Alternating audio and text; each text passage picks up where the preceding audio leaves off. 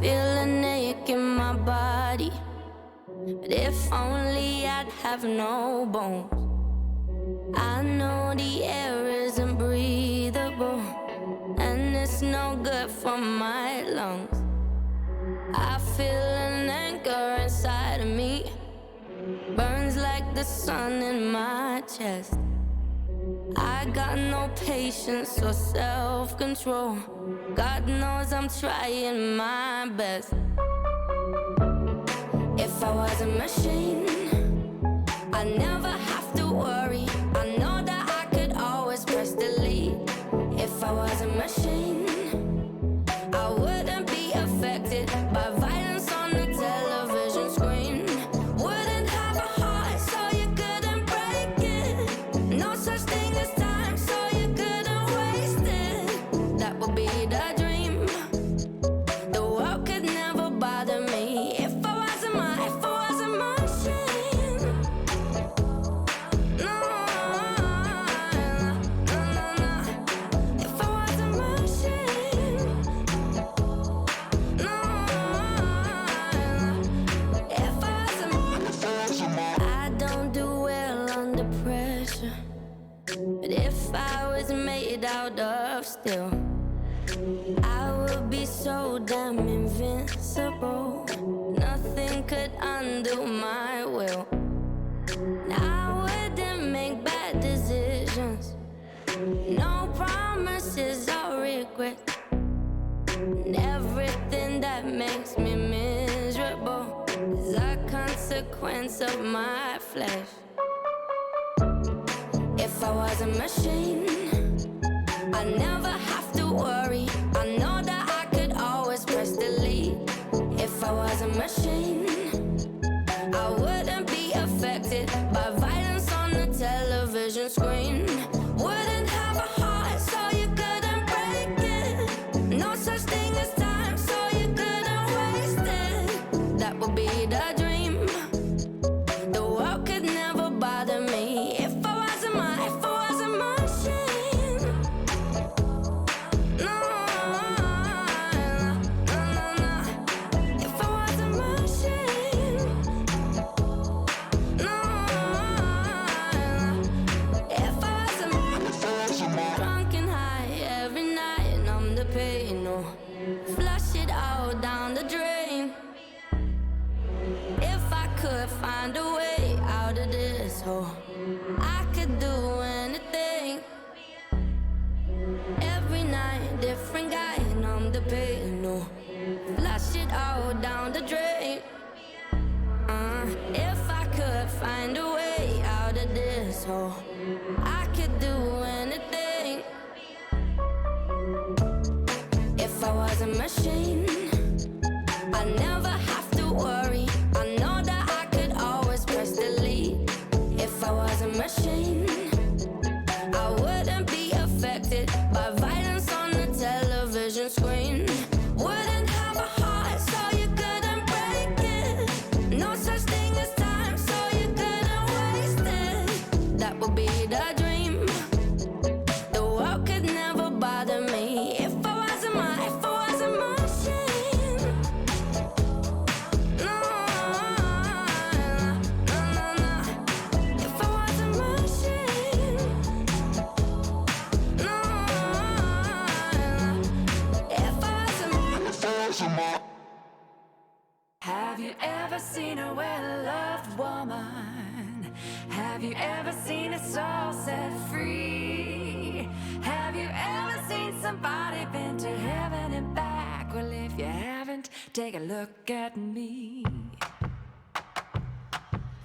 Waves, they whisper before they crash in a primal roar. This gaze, my mister, brought me breathless to his shore. And I hear the music rushing through my fingertips, and I feel the mystic dancing in my swaying hips. Have you ever seen a well-loved woman?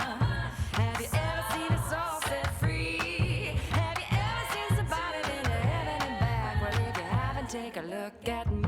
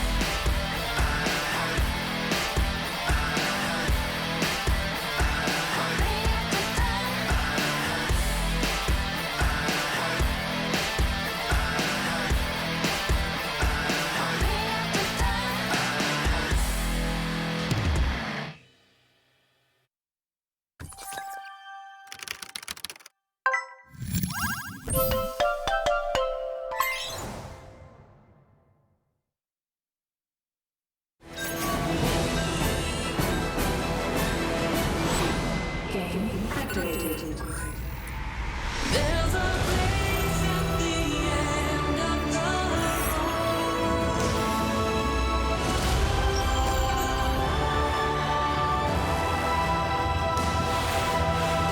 2018 GSL Season 2 Overgrowth. 2018 GSL Season 2 Codas Overgrowth. What's up, everybody? Welcome back to the GSL. We've got another kick-ass group for you today. One of our non-Korean players is participating today. We have SortOf down here. I'm really looking forward to seeing how he performs. Our other non-Koreans have died so far. Yeah, and he did really well last time. That's right. To be honest, like it really felt like it was a group he could have gotten out of. He did have some great games in there, and I'm hoping that he can make something happen tonight. It is a very tough group, though. It really is. We've got a wide array of play styles coming into here. I feel like SortOf is somebody who definitely delivers in the late game, but the opponents he's up against are no joke. Yeah. Obviously, everybody in the GSL Codas is quite good. I don't know. I've got my fingers crossed. Well, there's some particularly good players in this group. I feel like, you know, as a GSL caster, I think my bias tends to lean towards Scarlet always. I'm most hype in my head about that. Yeah. A laser somebody, whether I'm casting in Korea or it's overseas for a WCS. I'm used to seeing a laser quite dominant. Now, SortOf, I think I need to acknowledge here, this guy's a great player. Yeah. He's very scary. And he definitely has a chance. He's also experienced in the Korean pro scene, which is important. This is not his first rodeo over here, having played GSL before, like we mentioned. But this group is tough, man. Zest, always one of the best Protosses in the world. He has to start off against that. It's doable, though. I think it is a doable matchup for SortOf. And then the other two players in the group, you know, it's tough. It's like Alive. You know, we always talk about, well, you always talk about how you can't split against Banelings. Am I too mean to him? No. He's a great player. He kind of can't sometimes, you know? Well, he's like a mid-game guy. He's an aggressive player. But yeah, Trap is quietly one of the best Protoss in the world. And so it's a tough group, but it is. Let's go to a quick video, then we'll start our matches. 그냥 덤덤했어요. 저번보다는 덤덤했어요. 그냥 할만하다는 생각 들었어요. 성욱이 형님, 상대 전적 보시면 알 거예요. 인간 상성을 넘은 급인 것 같아요. 스코어로 보면. 솔직히 뭐 다른 조에 비해서는 저희 조가 솔직하게 말해서 나쁘지 않더라고요. 그래가지고 되게 조에 대해서는 괜찮다고 생각해요. 당연히 1등으로 가야 된다고 생각하고 이제 32강이기 때문에 16강은 빨리 올라가야 된다고 생각합니다. I think it's a pretty tough group. Like they're all about the same skill, I would say, and they're all pretty good. So it's a hard group, but it's not the hardest group. And this time I feel more confident than last season. So I think I can do well. Probably Alive. I have a pretty decent record versus Alive, and I think Trap and Zest are a little bit stronger. 그래도 솔토브는 확실히 짓밟고 올라갈 수 있지 않을까요? 제가 최근에 토스전을 굉장히 많이 힘들어하는데 그 와중에도 성욱이한테 좀 많이 졌었어요. 그래가지고 아마 굉장히 힘든 상대가 되면 성욱이가 되지 않을까 생각하고 있습니다.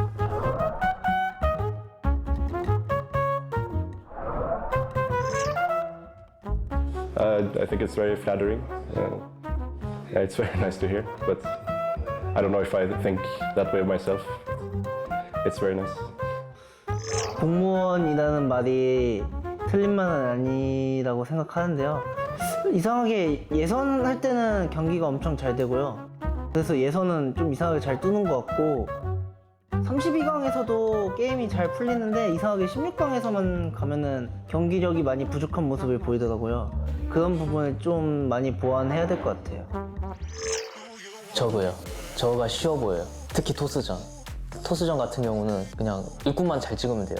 일꾼 잘 찍고 그냥 힐링만 잘 누르면 되거든요. 그래서 단순한 것 같아요. 전망만 피고 손만 대면 되는 것 같아요. 제가 좀 근력이 좋은 게 아니라 이제 좀 게이머들을 비하하는 건 아닌데 게이머들이 마우스만 잡고 그러다 보니까 좀 힘이 많이 없는 것 같아요. 그래가지고 제가 힘이 센 게 아니라 일단 첫 번째로는 진영이 형 있고요. 대엽이 진영이 형은 뭐 보시다시피 뭐 멋있고 그냥 간지나는 형이라서 물론 이거 까는 거 아니고요. 대엽이 같은 경우는 프로게이머로서 굉장히 꾸준함의 대명사라서 배울 점이 많은 친구이자 게이머라고 생각하고 있어요. 그래서 게임 내적으로 보면은 성주인 것 같고 일단 상금 랭킹 1등에 게임을 재밌게 잘하는 것 같고 경기도 성격으로 봤을 땐 대엽이 형 같은 성격이 약간 좀 부러워요. 되게 긍정적인 것 같고 되게 웃음이 많으셔서 전 김태경 선수처럼 태어나고 싶어요. 펀치라는 외모에 게임을 너무 남자가 봐도 너무 멋있게 해가지고 그 스타일리시하게 게임을 해서 전 김태경 선수. I've always been a huge fan of Jae-dong, so I will say Jae-dong. He was the first pro gamer I saw play when I was very young. So I've always just followed his games, and I was a very big fan of his style in Blood War. And yeah.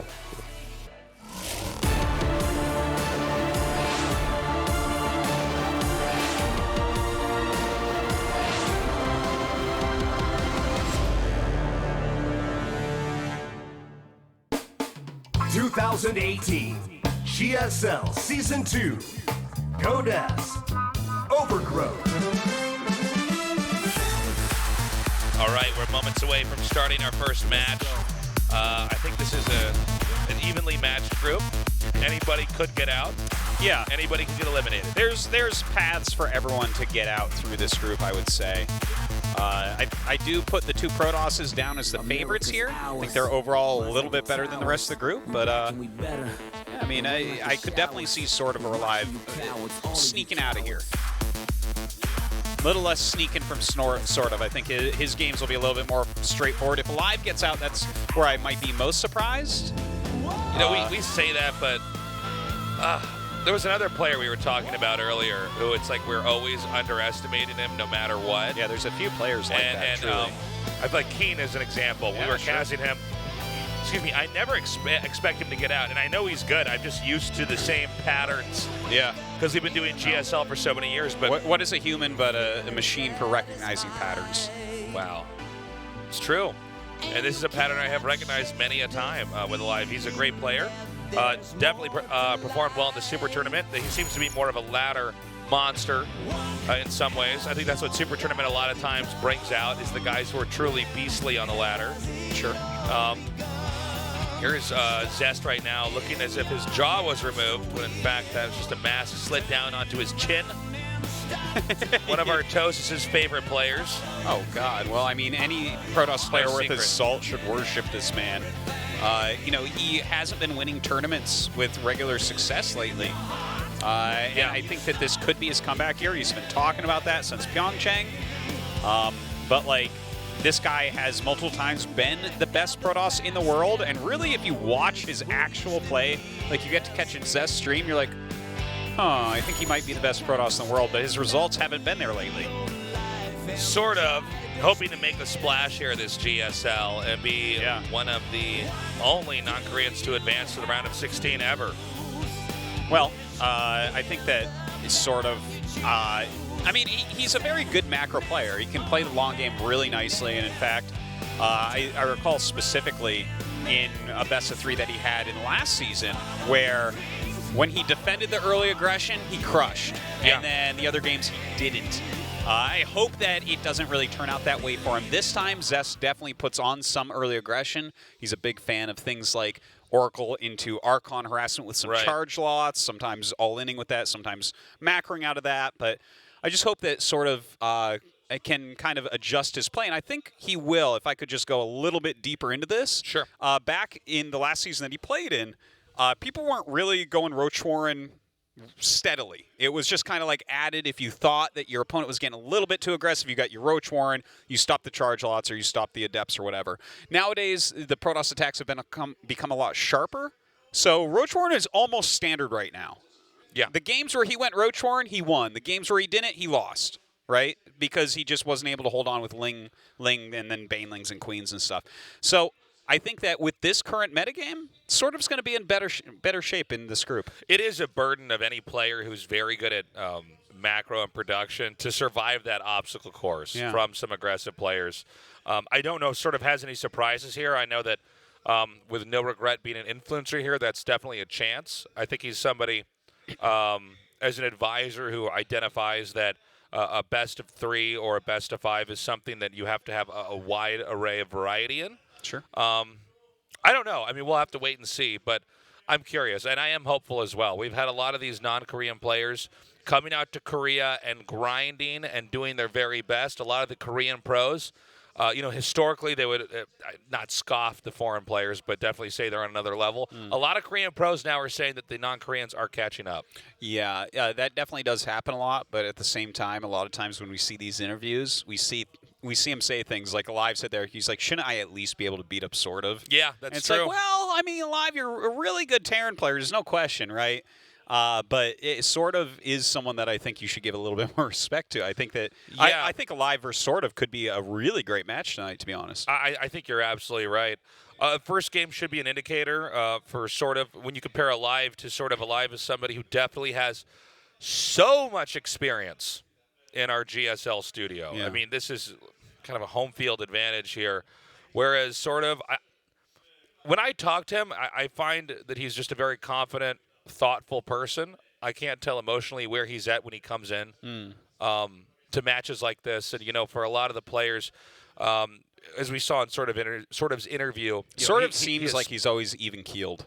Yeah, he does. But he also mentioned, he was a fan of Jaedong growing up. Yeah. So it can be a little bit weird to kind of go from watching these Korean pros and aspiring to be like them, and then suddenly you're here in Korea, you're here in this studio, and it could be a bit surreal. So I don't know. I don't want to psychoanalyze too much, but it is definitely an experience disparity here for who has been in this studio, been in this setting.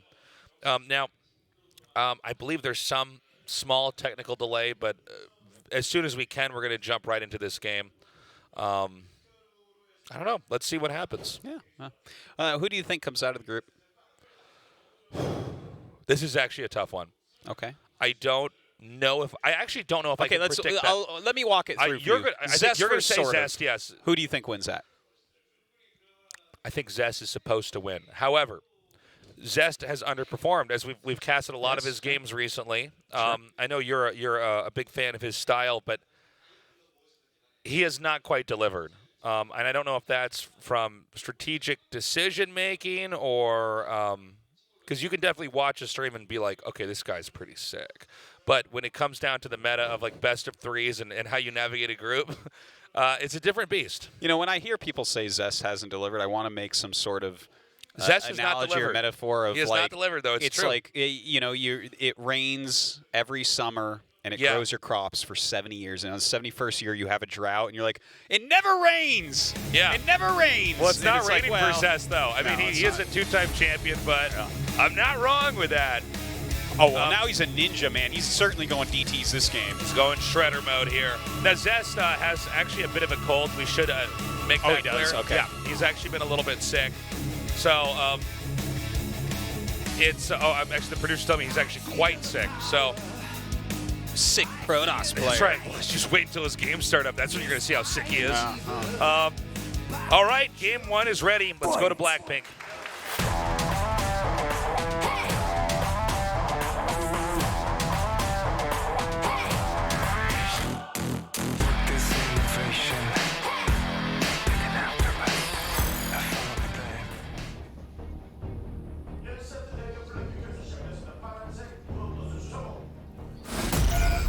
Zest. One of the greatest Protoss of all time. Nursing a cold today.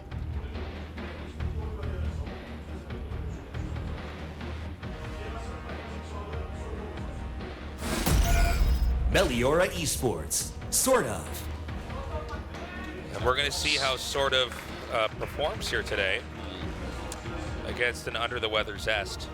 Well, I think that even if you're under the weather, a consummate professional like Zest can pull it together and give a great series. So I'm still expecting him to be able to play some top-quality StarCraft here against SortOf, because if he doesn't, he's going to die. SortOf is really, really strong. I feel bad in a way for some of the European Zerg players. Because, well, there's a lot of really good European Zergs. And the thing is, I mean, if you name a couple of European Zergs just right off the top of your head, you always come up with things like Elazer and Serral, right? Sure. But the thing is, you got these other Zergs that are really super strong, like that man right there, Zanster.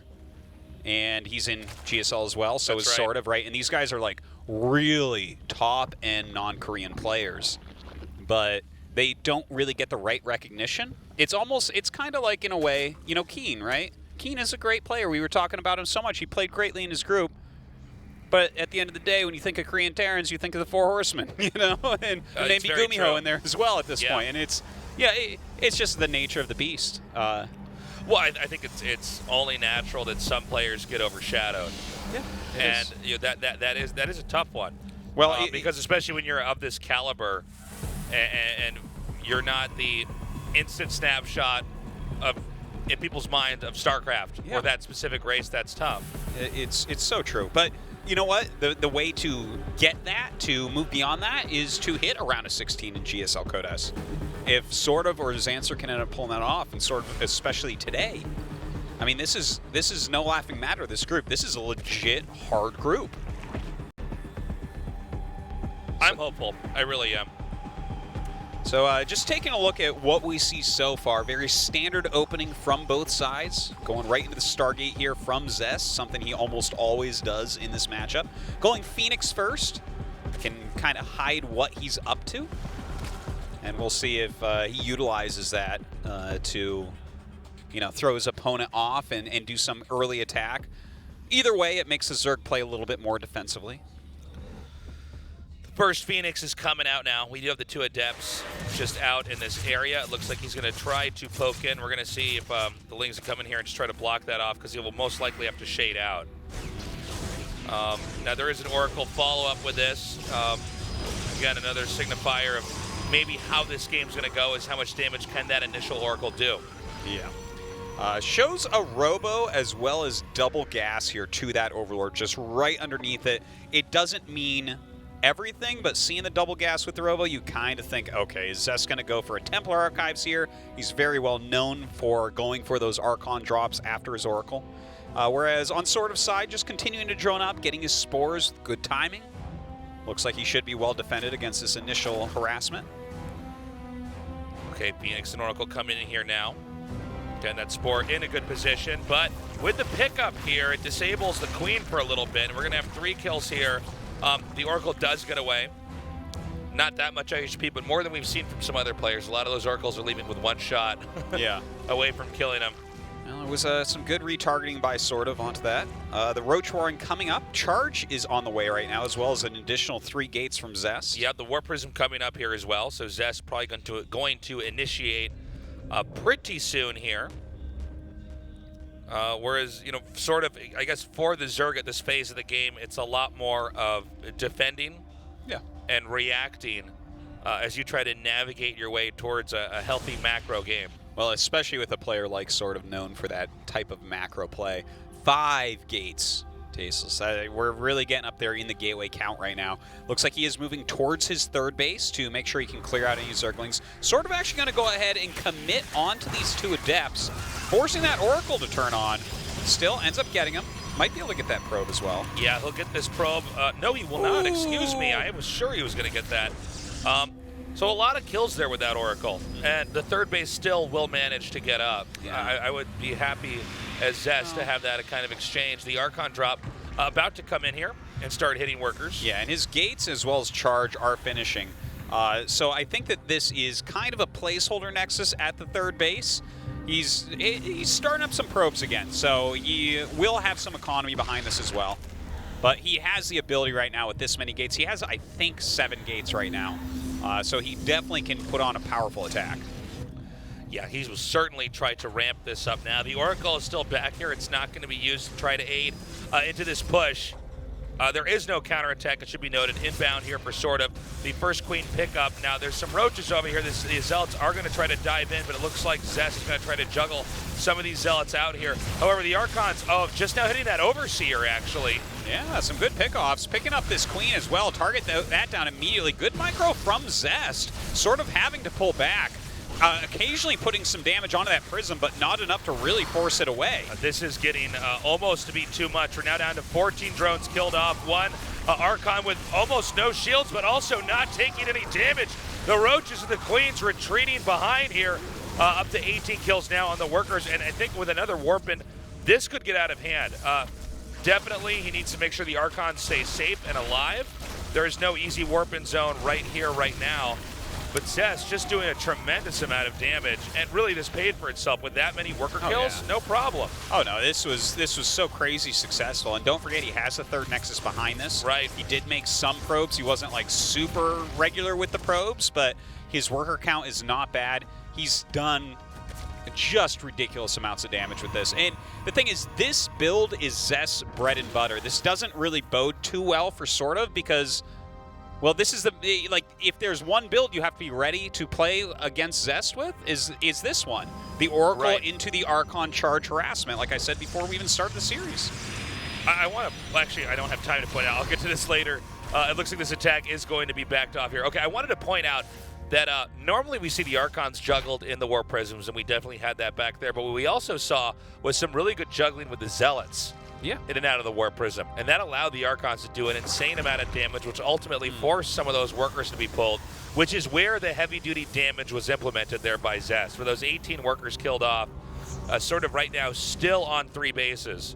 To the 3 bases of Zest, I don't see any out to get a 4th base in any obvious location that Zerg would want to expand, because it seems like right now Zest should be able to march over and smash that. Yeah. So it's sort of in kind of this catch-22. He can't, if he expands, he'll lose that base. If he doesn't expand, he'll lose the game. Look at that, even using the Prism to tank for the Observer to make sure it can get away. Like, Zest is truly on top of his play right now. Looks like that cold not bothering him as much as maybe SortOf would hope. I guess he really is sick, Artusis. There's a push-up here from the north, and I think he should be... You are as funny as they say. He is going to try to push in up here, and I just don't think this can be stopped. We have some sentries warped in. This is a ludicrous army right now. Yeah, so he can make force fields when he needs to and topple them when he wants to push further here. And there's that first set of force fields coming down now. Easily wiping out this army here. SortOf now SortOf is trying to catch up in supply, but I think this is just too much damage. Yeah, the drones being pulled as well. So many falling at this point. Oh God, tons and tons of damage. SortOf. This should be GG. Yeah, here. This is it. This felt like a bit of an outclassing this game. Yeah. You know, maybe SortOf having some nerves or something like that, but this is like a stock Zest game, right? If you watch all of Zest Pro PvZs, he does this more than anything else, and the fact that it just ruined SortOf on the first push and then killed him on the second, again, it makes me a bit nervous for him for the rest of this match at least. Yeah. Zest takes game number 1 very easily. I am a little bit worried here for SortOf. That wasn't a bad game from him, but it was some lackluster performance. Well, Zest really outclassed him, and you know, the round of 32, every group is a bit of a marathon. It requires a lot of endurance, physically and emotionally, and I'm curious to see how the rest of his games are going to pan out after that pretty crushing defeat. Well, you know, here's the thing about Zest. When Zest is on, he is the best Protoss in the world, okay? He doesn't have the tournament wins lately. Like, you can definitely put stats above him overall currently, especially with recent results, right? There's some others you could talk about, like Hero and whatnot, SOS. But Zest's best play is the best play Protoss really has. And don't at me, it's a fact. So, I mean, that looked magnificent from Zest. All right, game 2's ready. Let's go.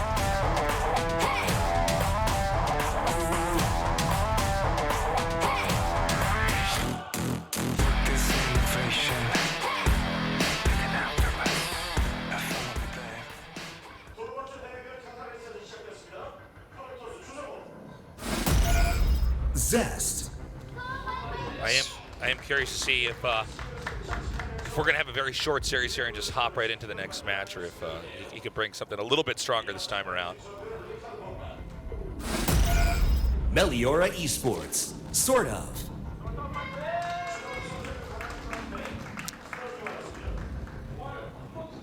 Okay, so Catalyst.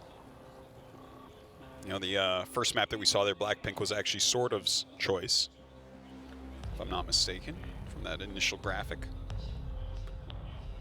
So this would be the one that Zest was a little bit more excited to play on.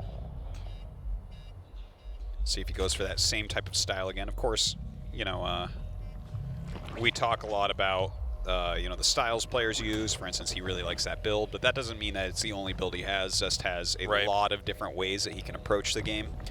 He's one of the best in the world at really refining Protoss build orders and getting the most out of them. So really could see anything from him here. We'll see after that Cybernetic score gets up. I'm curious how much experience sort of had against an exacting attack like that, because really the execution there was so brilliant that I just don't know. I don't know. No matter what you do, right? Like, that was going to do some damage. Sure. All right. So just kind of waiting to see what these guys are going to be going for. I'm sure sort of unhappy with that first game. It's not to say that sort of couldn't have done anything. You might have just been a little bit off with things, maybe misread the situation, not exactly sure. But again, that's it's kind of an interesting thing overall, right? Because in StarCraft, we don't really have too many coaches. We don't have supporting staff for teams generally. Meliora is a newer team. Don't really expect for them to have those types of things, as most teams don't. But it just seems to me like that should be the one thing he was really ready for, is exactly what Zest did. And it looks like Zest is maybe going to give him another shot at that as we have that Stargate coming down. We'll see if he follows up in the same way, but certainly Oracle going to be on the way, probably a Phoenix first as well. We've talked a lot about SortOf's position here, and I guess that's in part because this is the English stream, but Zest probably with just a very comfortable start here. Yeah. You know? I mean, you got to be feeling great after a game like that. Yeah. Everything is going according to plan. Well, the Phoenix on the way. Still just scouting with the Adept, not really committing with it. We see some players that like to commit with their initial Adept right away, but or the initial couple Adepts trying to get pro kills. But I think, you know, for him in this game, he probably doesn't think he has to do anything too dramatic right now. Yeah. After that. The Wallen is just now finished up. Phoenix is going to take out this Overlord. So far, this game is looking rhythmically like what Zest already delivered in game one. The real question is, and it's really the burden of the race Zerg to try to respond and react to what the Protoss players are going to do. There's several openings where the Protoss can try to come in there and punch some holes into the play there. And it's up to the Zerg to shut that down handedly, or at least defend, at the bare minimum, defend adequately so that you can continue to grow. Now, I want to point out there's been some differences in this game. For instance, in the previous game, as that Overlord was dying to the Phoenix over the natural, Zest made his 2 gases and his Robo right underneath it. This game, the Oracle was, the Phoenix was shooting down the Overlord. He built a gateway in the wall instead of a Robo, and he didn't make the gases until the Overlord died. This is different signaling to SortOf. Yeah, and SortOf is also doing a slightly different build here. He's getting his very quick evolution chamber with a +1 melee, which means he can get those additional Zerglings out and do things like force a cancel on the third base. You know, you remember that last time we saw the 2 Adepts get killed off? Right. Well, this game, they die a lot quicker. You can maybe force a cancel on the Nexus, that type of thing. So definitely different, but oh my God. This is huge. He's going to get at least 5 drones, possibly more. The Oracle's not even taking any damage just yet. Jeez. Okay, so he's killed off 6 drones, which is, I believe, double what he killed in the last game. Now, even though there's the option, as you were saying, Artos, is for a denial of that third base, I would still say this is a pretty solid start. Zest hasn't actually done any, SortOf has not actually done anything just yet. Yeah. So I think that Zest set him up for this, to be honest, because he's made a lot of lings so far. He's making a Baneling Nest right now. But this is actually, he's actually got a couple sentries in there. I didn't notice that Zest had made those. That's interesting. Sort of really chasing this around at the moment. But the amount of lings that SortOf has made makes me really think that he wants to deny a third base. because he didn't see the gases being taken. If you don't see gases being taken at the natural, then you think it's a faster expansion. And it seems like he's just kind of countering that. But Zest went for the Templar Archives, right? Doesn't he have a Templar Archives at home? He should. I thought I saw him make it. I believe Unless he I'm crazy. did. Yeah.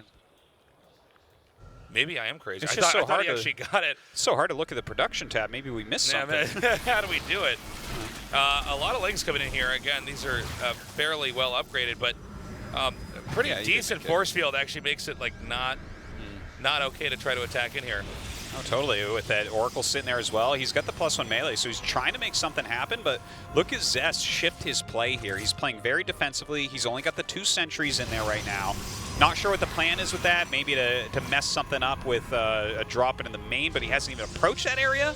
That's what you would normally think with sentries. It's almost like he's using his Warp Prism to just apply his own pressure. Yeah. He has no real plans of doing anything with it at all.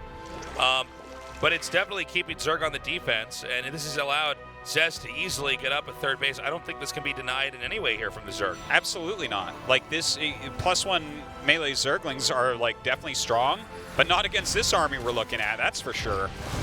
Well, not to mention, wow, even that probe gets away. Not to mention, as strong as +1 Zerglings can be, they cannot prevent the Protoss from sculpting. Wow, okay, there's a good thing there's a Tasteless Pylon coming in there.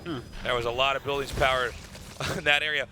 There's not a lot Zerglings can do to try to deny the Protoss from sculpting the area around the army with force fields or abusing the geography of the map. Well, look at this move. These Zerglings actually end up coming in. If he right-clicks on that Nexus, I can't imagine it staying alive, but I guess between the 2 Zealots and the Oracle, does force those Lings back, doesn't want to be inefficient, and Zest is going for an attack as the Hydras are starting to be made, one of the weak points in a Zerg life. That's right. We have some Banelings morphing here, and there's going to be an attempted surround here, an attack here from behind. Oh my god, he charges into the morphing Banelings. Luckily for him, nothing actually popping out quite yet. Yeah, looks like they're about to. Oh my god, the Zealots get moved to the back now. He actually picks up the Archon. Now, if it just hits the Immortals, that's, for lack of better words, acceptable as the fight goes down. But if he gets another warp in here from Zealots to try to tank into the front, there's nothing but Queens and Hydras, which is not enough to combat this. And by the way, the hatchery goes down. Goodbye. Wow, the hatchery into an instant recall. That's a great move. That's a great move. That was pretty sick, man. Yeah, and now he has a 3rd base against a 2-base Zerg. I like that shield battery there, by the way. Where was it? It's just in the 3rd base. It's kind of set up so it looks like it's in the way, but it's not really in the way at all. He did that on the previous game, too. It's how Zest packs a suitcase, Artosis. I'm very much intrigued by this. It'll be neater than the way you do it, for sure. Oh, for sure. Well, you know. Oh, that is cool. I like it. But look, this has been a really kind of interesting game, the way that both of these players have gone about it. But I don't want to count sort of out quite yet, even though it seems like Zest is in a nice spot, because he's getting his Baneling speed. He already has +2 melee attacks, which is a huge deal, and he has his Hydralisk tech out against a Zest with no Size Storm, no real splash damage to speak of. That's very true. Some Archons coming in here. He's got to watch out that Observer does get picked off. Nicely done there by SortOf. SortOf basically matching the supply for the time being. And SortOf right now, as far as growth, he has a lot of explosivity as far as how many bases he's taking here. Yeah. The question we got to ask ourselves, especially with Storm being this late, is can Zest come out with another huge blow? Because right now with these shield batteries being made, it's telling me that Zest is getting ready to be defensive. Yeah. Well, I think right now for Zest, oh my god, oh my god, oh my god. Oh, if SortOf had picked that off, that could have actually led to a sort of victory, I feel. Because right now, Zest has to harass. He has to put pressure on SortOf and try to keep SortOf back, because he's not really ready for a mass Baneling attack. That's the one thing that actually could mess him up right now. And that's why, as you said, we saw a couple shield batteries, a couple cannons going down. His Size Storm is only about halfway done. I don't know if he even has High Templars sitting around banking energy yet. But the type of army SortOf has right now could be effective against things like Archons and Zealots. So, it's a lot of Immortals. Zest is beginning to bank up here. Those defenses he made over at that 3rd base also are going to be handy to stop any tiny counterattacks here. So there's going to be some payoff later on. Yeah. But right now, I think SortOf, we really need to point out, has done a remarkable job of trying to recuperate. Yeah, well, I mean, this is very tough, but considering how clean that third base kill was. Yeah. That he did not. I don't think he lost any Archons or Immortals, right? He might have lost one Archon. He Okay. definitely didn't lose any Immortals. So, I mean, you didn't lose any of the key units that you're trying to increment out throughout the game so that you have that killing blow. I mean, the Zealots, it's okay to lose Zealots as long as you're doing the damage you need to do. And that was definitely done back there. So the follow-up push is going to be hugely problematic here for SortOf. Yeah, you know what, though? Here's what I do like about what SortOf's at. First off, that creep spread, mwah! It's beautiful. Look at that creep spread. Look how purple this map is considering the damage done to him early on here. SortOf has a good set of units, a lot of Lings, Banes, and Hydras, right? So that's hard to attack into as a Protoss player. You kind of need a lot of Archon, Psystorm Immortals to deal with that. But what SortOf is doing is rushing into Broodlords from here. This is actually quicker Broodlords than I think Zest would ever expect after the way the game has gone so far.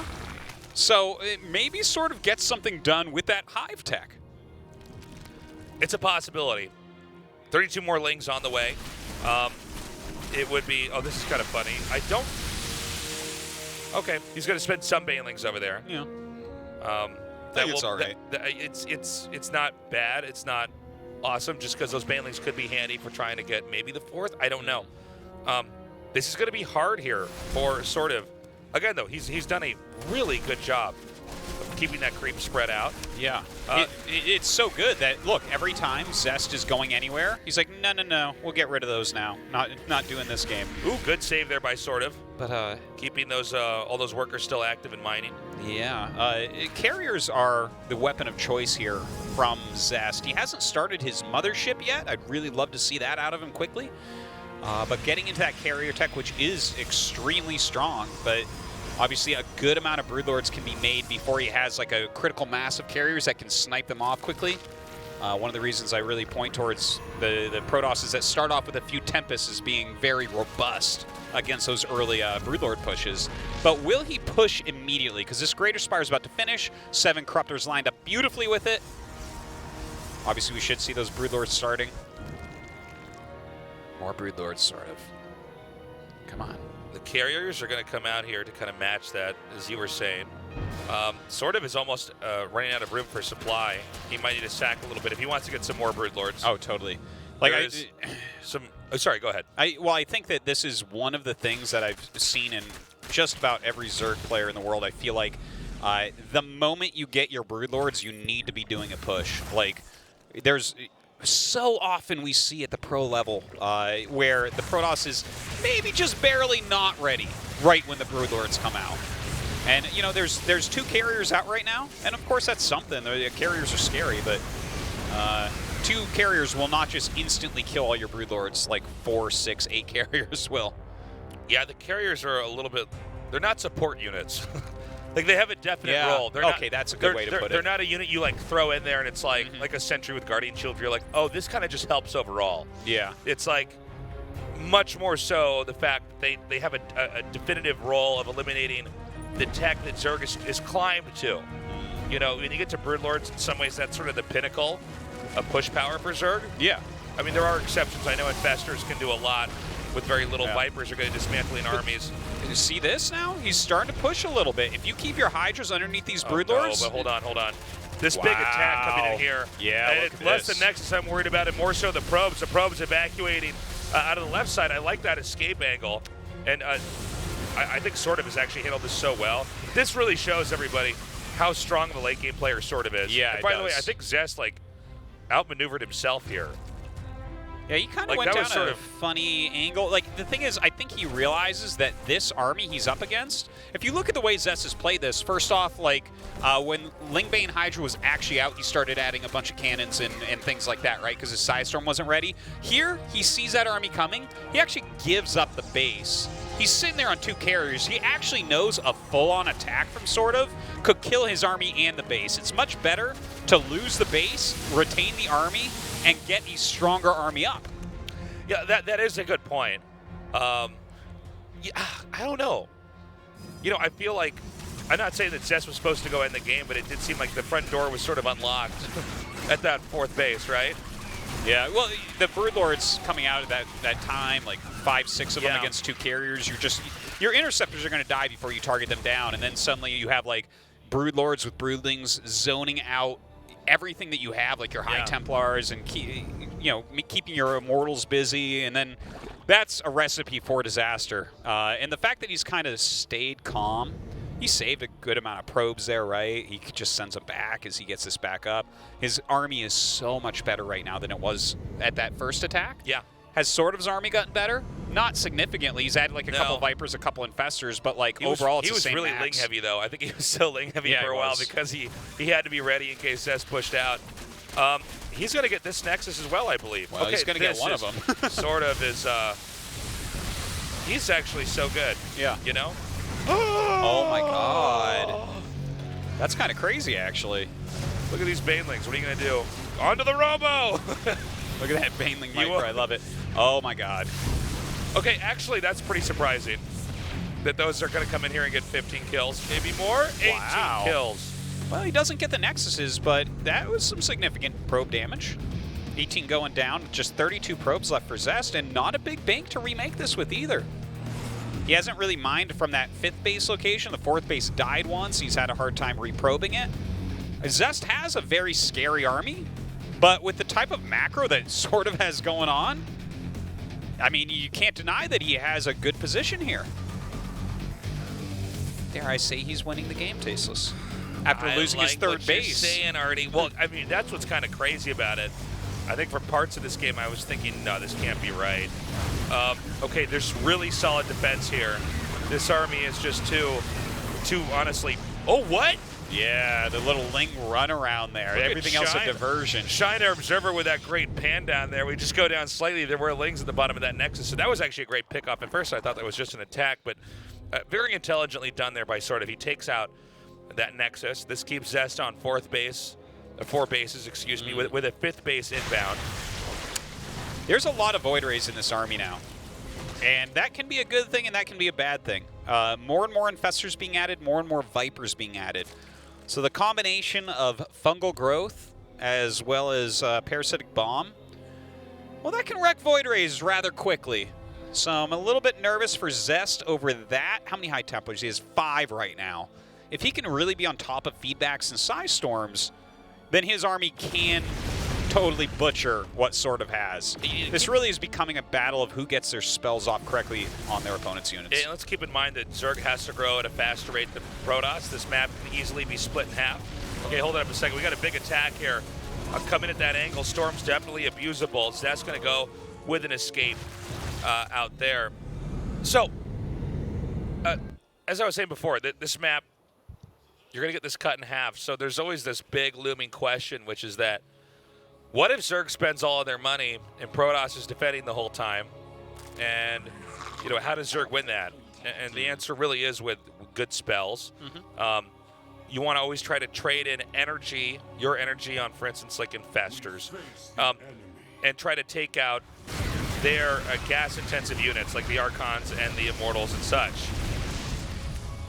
A little attack in there to remove a couple of the Archons. The Immortals still staying strong.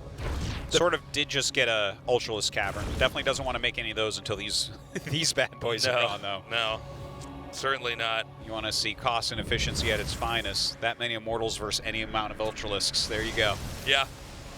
Okay, now Zest is finally making a very decisive move here. He's going to push up the valley over here on the far right.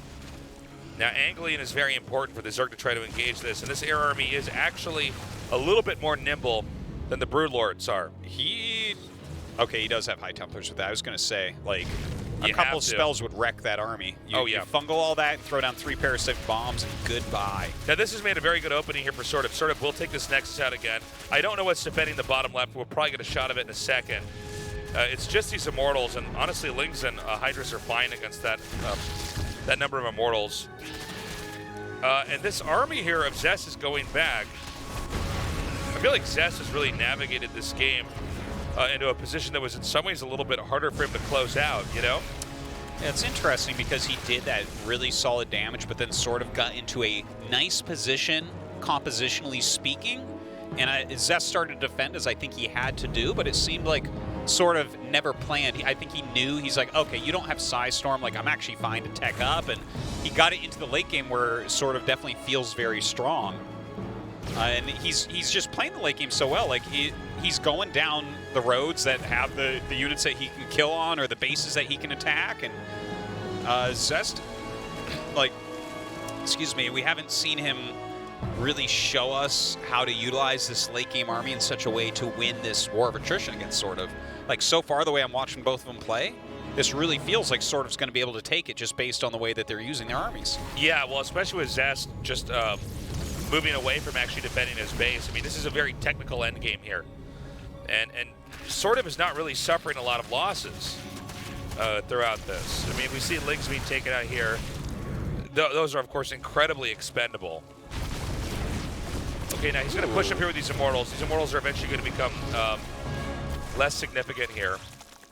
I like that move a lot, though. SortOf's been doing that type of move for quite a while now, where, you know, their army goes in one direction, and then you move in with a smaller task force and get something done. He doesn't get the hatchery there, but Zest is playing very safely. His economy is not large. His bank is not large.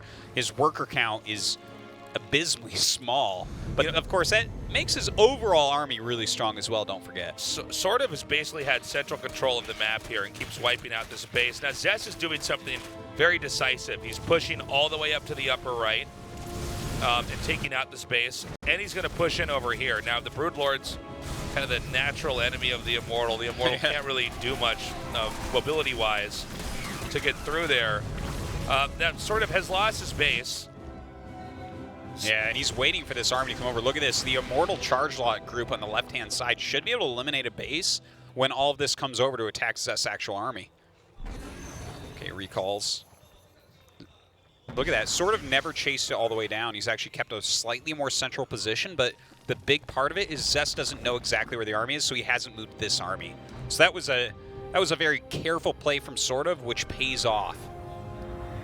When you take a look at the income saved right now, sort of very high in gas, but Zest is starting to hit that point now that he's been maxed out for a while and really isn't losing anything army-wise, anything major. He's definitely lost more than his fair share of Nexi here, but you can see that SortOf after we're starting to have the armies trade into each other, he should be able to make a pretty sizable amount of tech units compared to that of Zest. But Zest's army really is incredibly hard for Zerg to deal with. There's just not a ton you can easily do. So we have a fungal over here on the mothership. Another fungal, but the feedback does get revenge there on the infestor. Look, Zest is now outmaneuvering SortOf overall. SortOf kind of has to move as a death ball. And, you know, SortOf did such a great job killing Zest probes, but he's made the best of it. He's kept only 30-ish workers for a very long time now, which gives him a much larger army than you're used to fighting against. And that's, like, the fact that he has two usable armies right now. He has his air army and his ground army, right? And this ground-pounding army can, like, do things like take out a base very quickly. And it SortOf's having a hard time dealing with this. I can't remember a pro game where I saw this type of play with this low worker count. Because it's based off that, right? If you have 40 more workers that a lot of time you'll have in a big macro game that's this long in this matchup, then you can't split two armies like this, because either one of them will die. But here it's like, okay, well, you keep the ground army away from the flying things, and then your other army is actually the size of a regular Protoss army, right? Right. So this is like a really cool thing that I personally haven't seen before. Yeah, it's a very interesting way to play a split map. And I think when we see this game really pan out in the big picture, as long as Zest can do it correctly, it should pay off. It seems that way. It is so far, at least. Well, you know, Zest is not really losing army here. Yeah. You know, he hasn't banked up as much as SortOf, but SortOf's definitely going to mine out beforehand. Okay, now he should not have brought the Immortals there, but this Lynx around is great. Still saves most of the Immortals, so pretty reasonable. You know, you're going to get that caught occasionally, but good thing he had that recall available. Oh, God, this Lynx around, though, he's just going to lose them all now. They're dead. Okay, now we'll have to check and see where the supply is actually going to be replenished here. Now, this is a lot of Lynx. I mean, he's lost that ground army. It's basically just the immobile air army for the time being. Some warpins are coming in, but this number of Lynx is actually going to be pretty detrimental This is the moment where you are like, oh, I didn't make a Dark Shrine. I really should have. Yeah. Some Zealots coming up here. Sort of has some links to try to combat this, but not enough to fully take that on. Eventually he'll clean up this harassment. Definitely annoying, though.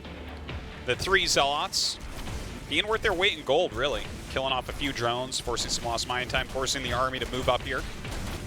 Looks like this is just barely going to be taken out here by SortOf. Now Zest is going to try to push out here. Oh my God. And this is where we might actually see the air army of SortOf begin to engage with the air army of Zest, and it's going to be very tough. Yeah, there's 3-2 flyer upgrades for Zest, and it looks like just +3 for SortOf. That is a lot of corruptors, but with the amount of Void Rays and Archons in here, if we're not seeing parasitic bombs and fungal growths going off, Zest should be able to plow through that army, but of course there's a lot of spellcasters for SortOf. Yeah, it's all going to come down to the spell exchange. Yeah, Who hits what, especially who can initiate first.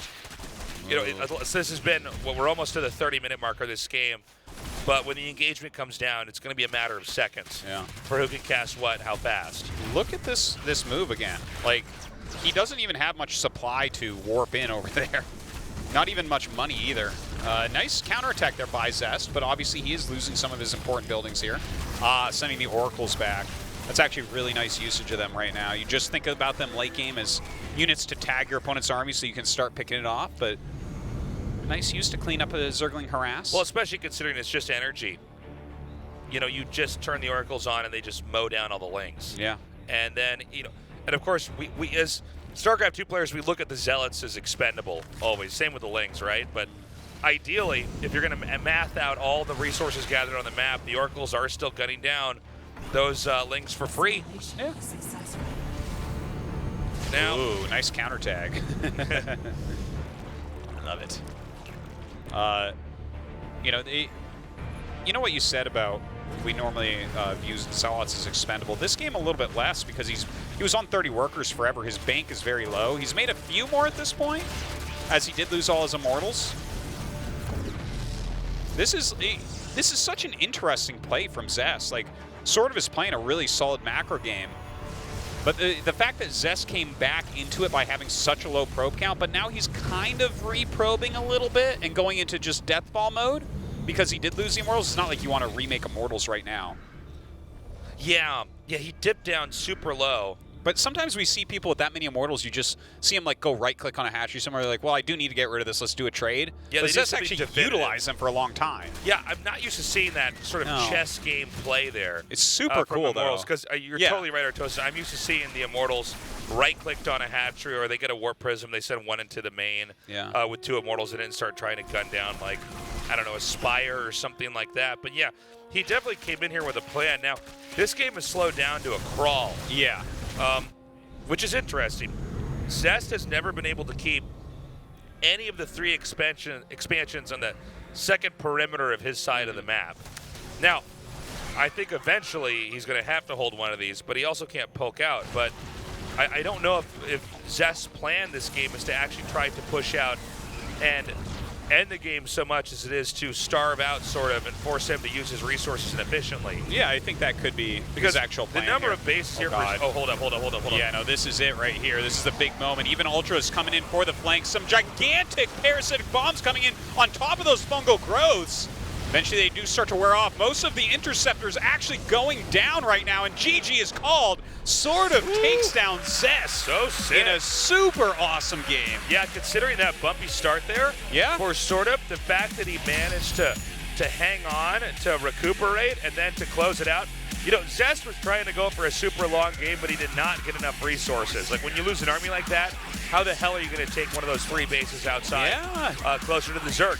This was one of the cooler games that we have had in a long, long time here. Yeah. In not just GSL, but StarCraft 2. I'm so fascinated by this game. The fact that it could be misleading. Yeah. Because you look at it and say, how did Zest not win that after he took out the 3rd base? Well, he had staggered tech to have a push that was strong. Exactly. And if you don't, you know, one might look at that and say, well, where was the follow-up attack? What follow-up attack? Yeah, there's no follow-up attack that. You can't do any sort of follow-up attack because your opponent has the correct tech to deal with your follow-up attack, and that would just be throwing your army away. So we saw Zest defend, and we saw sort of double expand off of that injured position, but he still had good quality army, and he was able to tech up, knowing that Zest had to catch up with the Hydra Bane tech, and then Zest had to catch up with the Broodlord tech, which allowed him to kill the 4th base, and then sort of controls the game for a bit. And then Zest gets into this really weird 2-pronged attack with the Immortal group and with the Sky group, and like, as cool as the 2-pronged attack was back there, Zest never secured his side of the map adequately. No, he didn't. I mean, sort of, some of the plays from sort of were awesome. Some of the plays from Zest were lackluster there. You know this what is this called? Like this saying right now is it a feature? Is it a bug or something like that? Oh yeah, like it's not a what is it? It's a feature, not a bug. It's the expression generally. Yeah. I wonder if something like that could be said for the way that Zest decided to play out. Sort of did kill a lot of probes and stuff, but Zest found himself with a much larger army than you normally see, right? You'll normally see 70 probes pretty easy, right? So you might have 130 army supply. Here, he had 165 or so for a big chunk of the game. And so he had far fewer probes, which means you can't just buy nexuses, you can't just buy cannons and shield batteries everywhere, right? And you kind of have like a death ball and then a more mobile army. And that's actually what fought him back into the game. Yeah. And it's actually when he lost the other group, that's when sort of started to take control again. So I wonder if not taking those additional nexuses, was that a feature, not a bug, based on the way he was playing? Also, normally in late game, we're talking about gas and how important gas is. But when you're that low on workers, minerals are equally as important. Oh, absolutely. Every time you lose a nexus, you need to remake that. If you're not vacuuming up enough resources quickly, every little scratch becomes a big blow. And we saw, I was wondering if maybe Zest could hang on for so long that sort of would have run out of minerals at basically all of his bases, and there would be 3 bases available for the Protoss to take, and it would be an easy victory from there. But then then when you math that out, it's like, no, there's no way if Zerg can get on. How many bases are on that map? 4 plus 3, so that's 7. Math on TV, watch me go. 7 bases that the Zerg is utilized at that point in time. No, Protoss would be broken if they stay on 4 bases. And I know that there was sort of a 5th in there, but I mean, I think most of the minerals at the 4th base were used to make nexuses at the 5th base. Yeah, the way I'd put it there. So, really impressive play from SortOf. I think that shows a lot of promise, albeit that game was probably exhausting for both players. I think SortOf has redeemed himself from the first game. Yeah, the last map we're going to have, okay, it's going to be Eastwatch, and this is, I'm actually very excited that it's Eastwatch. I wanted a really big map for this last one because, even though I feel like sort of in many ways outplayed Zest in that game, what we saw as his weakness was during that moment where Zest had 2 different armies that he was using. And guys, this is actually a big deal. We don't really see anyone ever play like this, but on a map like Eastwatch, this is definitely a map where moving around with 1 death ball, like we saw from SortOf, right, just this one army that really complements itself and like kind of can't be beaten, isn't going to work as well on that map, right? Because it's so wide, it's so long that Zest can, if it does get late game and he decides again to go into like a big multi-pronged harassment type of game, I could see him knocking out bases over and over and just whittling SortOf down in that way, whereas Catalyst is a lot thinner. It's harder to keep that up for a long time, as we saw Zest eventually get caught. We're bringing it to Eastwatch now. Break time for the players is over. It's loading up. The winner does go on to the winner's match. The loser's not eliminated yet. Let's go. Fight!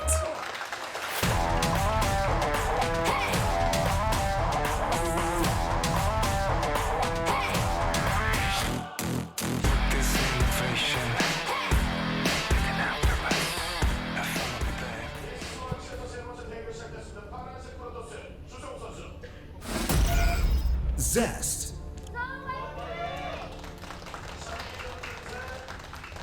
The mask is down, Artosis. Oh, the man. gloves are off. He needs more air.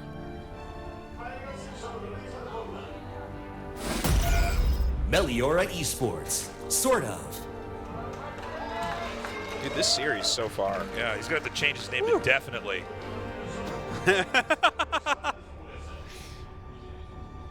With an exclamation point. That's and right. everything. Caps locked. Yeah. Absolutely. Yeah, this is a super cool series so far. A huge amount of people showing up today as well. Really nice crowd. Yeah, well, I mean, I am rooting to have a non-Korean advance. The way you sort of just played that game, there's definitely that possibility here. Sort of is interesting because he definitely prefers to have late game. He just wants to pass through all obstacles and then close it out proper. Well, both games he took a pretty substantial amount of damage earlier on. Of course, that last game he was able to come out of that. He had some advantages after losing that third hatchery, but mostly just tech-based. Yeah, I don't know. It really seems like the weak point in SortOf, and it kind of follows.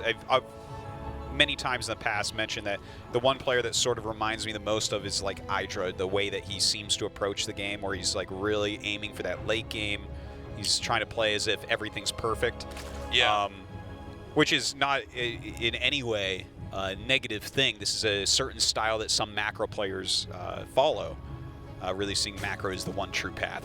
I'm kind of on board with that overall. But yeah. Look, I don't know. I think that his weakness, is that kind of early game sloppy area where some of these Protosses attack, like Zest, nailing that third base, and of course in the first game just kind of pummeling him with the Archon Zealot. Well, the first game was pretty crazy. I mean, the control that he had there. Yeah. I don't know if it's really, we can chalk it up to any kind of failure on the part of SortOf. Moreover, it seemed like the execution was so damn good. Yeah. From Zest. I mean, he really pushed in there and did such an impressive job. Sort of had roaches out. He had his queens in a nice spot, and then he just knew still it was got pummeled. coming. Like, yeah, right? It seemed that way to me. Yeah. But Zest right now opening with the same opener, so that's 3 games in a row with this, which is not a big deal. We'll see where he goes with this Phoenix. Now the Phoenix attacking the Overlord. Let's keep a close eye on this. SortOf should turn it to the right. There we go. Now let's see if Zest shows him anything. He's looking for the gases. Are you taking the gases? Last game, Zest waited to kill it before he made the gases. Game 1, he made the gases before. Now remember, in game 1, he actually got in there and killed all the workers, whereas in game 2, he got in there and busted the hatchery and warped out. So we don't see the This is gases. a charge all in. Yep, it's a charge there it all is. in. No gases taken. Yeah, the Overlord. Gateways. I do not believe the Overlord got far enough up to see the Robo nor the Twilight, but he saw no gases. So this build should be on his radar, especially when he sees no Oracle flying. But by then, we're getting really close to the time that you hit. Okay, we are. I just want to point this out because it is beginning to happen. We are starting to see this build used always in a best of 3 and a PvZ. Yeah. This is like, the question is not if you do the Zealot charge all in, it's when. I think that this is the strongest build order in the game. We're going to see a meta shift Artosis. Eventually, they're not going to do this in the third game. It's always going to be in the first. Yeah. Get it out of the way. Get that win in there. Yeah, and then maybe you do it again in the third game if you're losing his Protoss. No, totally. Yeah. It's something that should be added in because, like, if Zerg is not 100% ready for this, they die. And the Zergs I've seen hold this normally put up some spines. They have everything in position. Obviously, you need that Roach Warren. If he makes even another drone, he's okay. He knows what's going on. Is he ready though?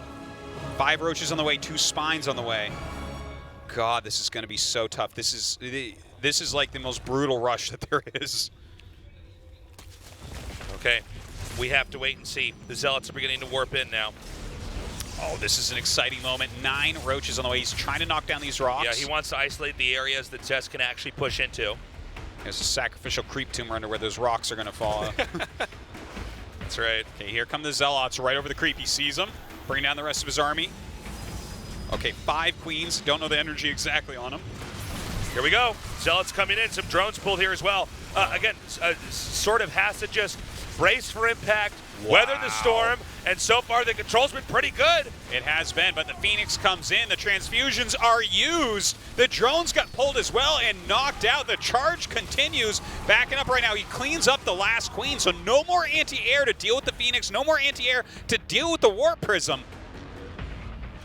Okay, Zest has run into a wall. Again, the 2 gases, I should say, are not taken over here by Zest. Ooh. Zest is he just took them. That's a 6 spore, by the way, in the main too, yeah. Yeah. That's the "Don't touch me, bro" spore. Yeah. There. So he's taking the gases now. So he may be trying to. He might have decided that segue it's out of held. this. Well, I don't see how he can get in here. He can try to come into the main. These spores were really super cool. And it's too late for the warp in itself. Okay, I will gladly accept a gun down spore. Oh, totally. Over any more pushing here. That much damage on the prism and all that, and it's just, you know where the prism is. You know that the rush is over as SortOf here. I enjoy where SortOf is at. This is not a bad place, I think. Yeah, you lost 8 drones. Yeah, you lost 5 queens. But this all-in from Zest, like, you put your gas on hold for so long, you have no third nexus. Look, he's just going for a phase 2 all-in, basically, right? He's taking his gases, he's making immortals and sentries, and he's going to see if he can just knock him out. But I think that's the most logical choice. I don't think... Yeah. You're like, well, that didn't work. Time to go to make... Yeah. Time to get a mothership. Yeah. Time to get carriers. No, that's not going to work against SortOf. Now, I think that SortOf should know this is coming here. Yeah. It doesn't mean it's going to be easy to stop, but... I think he's doing all the right stuff, right? Remake some of your queens, get your drone count a little bit higher, roach ravager, bam. And if your opponent doesn't attack, well, I guess the game can normalize somewhat. And it looks like Zest is making another nexus. Still, though, he's focusing heavily on units, not really making too many probes. He knows that SortOf can get scary at any moment here. Okay, Zealot's coming in now. Some of these drones getting sniped. But with the Ravagers out and no real push at hand here, you can't warp in against Ravagers. No, you're just going to die. SortOf is going to attack though. I think so. Well, why not? I mean, Protoss is taking a third base. Yeah, look at this. He might try to warp it if the Ravagers have left because of the attack, though. You know, look at his placement. I like the moving of the spines up because he is going to go for it. He's had to make all these units because it seemed like phase 2 all-in was coming. And I think Zest was playing that until he saw how many units there were, and it's like, well, no, I can't do it now. But this army, are you going to be able to hold that as Zest? Well, the Archons and the Immortals are so late because of the way the tech developed here. Yeah.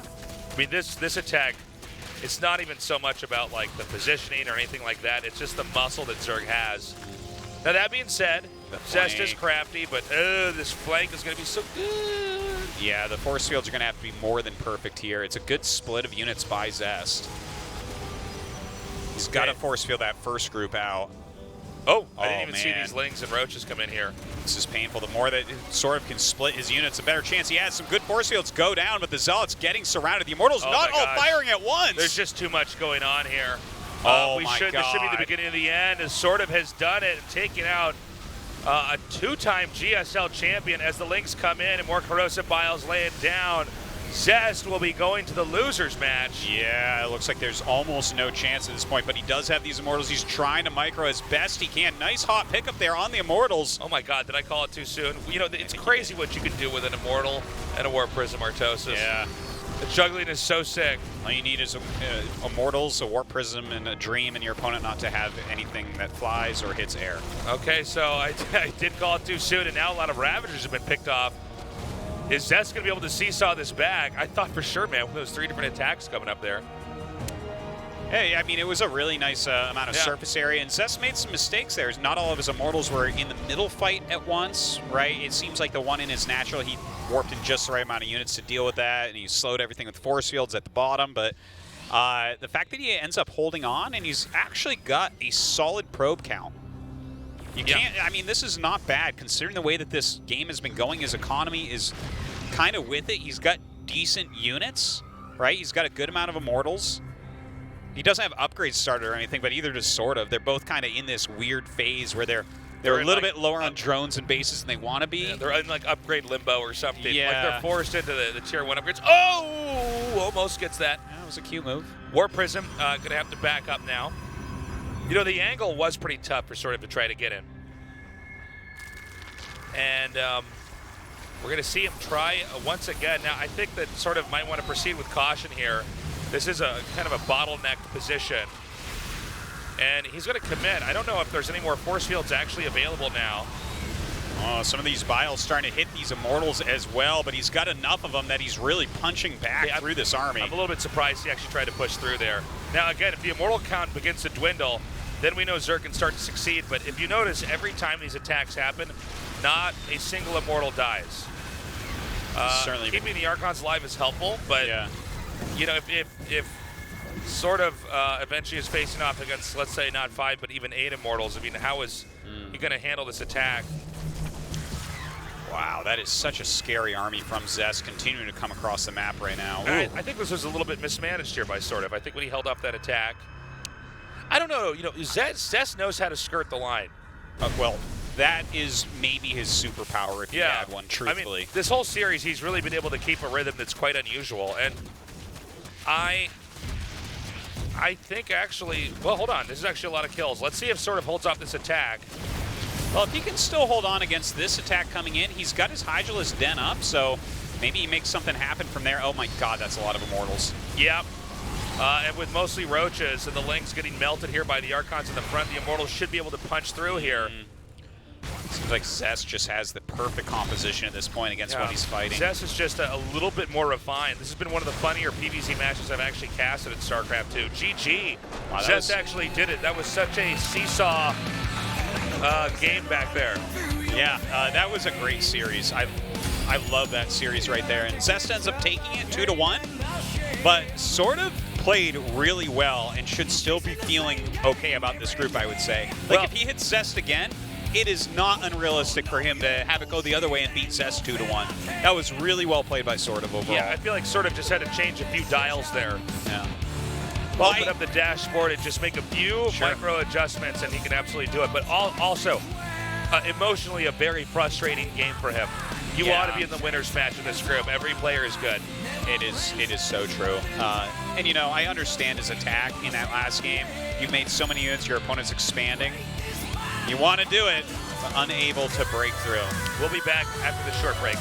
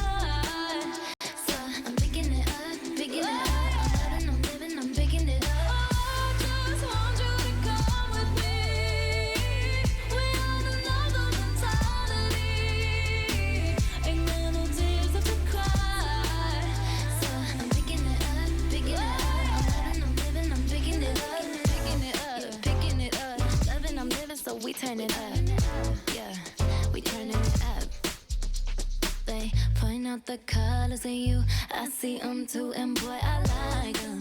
I like them. I've been way too down for way too long. I've been falling slowly, just like snow. My heart is like a fountain that overflows. What are mental mountains? I don't know. Every time you fall, you pick yourself up again. When you hit the floor, you forget all about your pain. Under pressure, you're a diamond, outnumbered, you're a lion, and you're fueled up with defiance. Tonight you're catching fire. Trust yourself, and you can move mountains, and you can fight giants.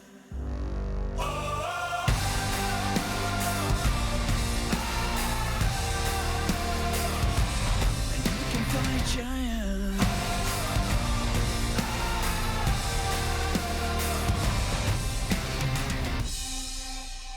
Will this fucking nightmare ever end? I will become stronger and I empty myself.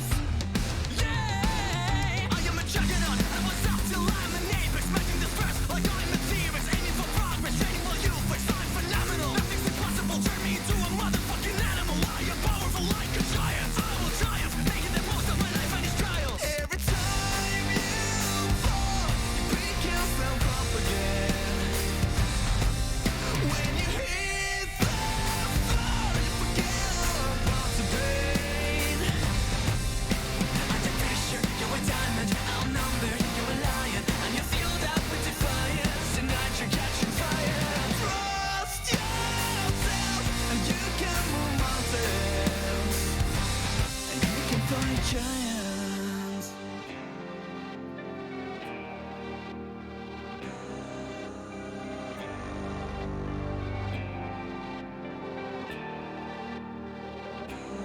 You can fight giants.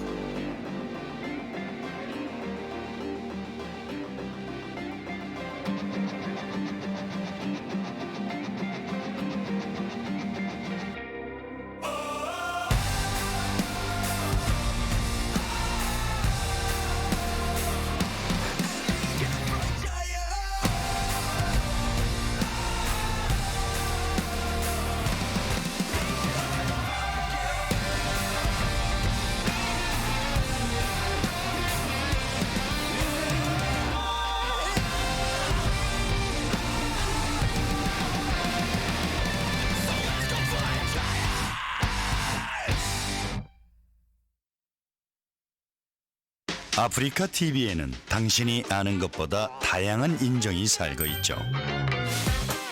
말 많은 인종, 발 빠른 인종, 잘 먹는 인종, 영리한 인종, 친절한 인종까지. 모든 게 컨텐츠가 되고 누구나 주인공이 되는 세상. 알고 보면 멋진 세상. Are you free? Africa TV.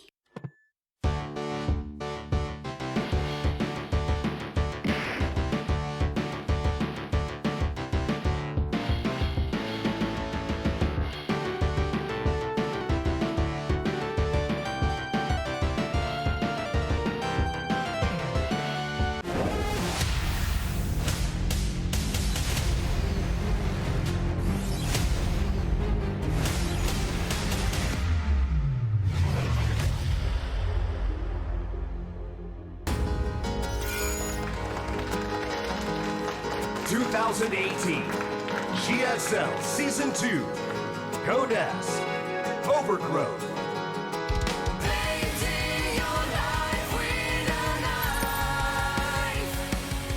Welcome back to the GSL Codas. It's Trap versus Alive coming up now. Yeah. A PVT. Zest did narrowly win that best of 3, so he is residing now in the winner's match. SortOf has another shot to redeem himself. Yeah, and I think that shot is very real. It certainly is. Like, he could have beaten Zest in that series. Zest ends up winning, and it was a great series. They both played very well. There were definitely a couple mistakes on either side, but that's StarCraft for you. They really pushed each other really, really heavily in that series. What a damn good one. I hope that we have more as good as that tonight. Or this afternoon, I guess. That's right. This is the daytime cast, Artosis. Yeah. Trap, phenomenal Protoss player. Definitely with his own approach to the matchup PVT. I'm looking forward to seeing how he does against Alive. I feel like Trap has really risen up over the past couple of years. Yeah. Alive is basically a mainstay here at the GSL. 13 code S's at this point. Wow. Quite a few. You know, he did well. Those are his recent major achievements. We're not going to count Super Tournament 1 from last year where he got second, I guess. But Alive, I mean, he's always a very good Terran, and he has small periods like at the beginning of last year where he was vying for one of the top Terran spots, really. He was having a lot of great results and achievements. But he's kind of fallen back down to his normal pecking order, where it's like he's a good Terran, but we don't expect too much out of him. And I don't know, it's such a weird thing watching his career, his ups and downs. He has little periods of really strong play and then little periods of just like, oh, this is a good Terran play. Right. So we're going to start things out on Catalyst. Then Darkness Sanctuary. If we go to Game 3, it's going to be on Blackpink. Our game's now loading up. Again, a very tough group. A lot of these players quite evenly matched. Zest looking much better than he has in previous GSLs. And of course, sort of with a solid game, a solid series, I should say. Definitely don't want to fall down there. Ideally, want to get out quick.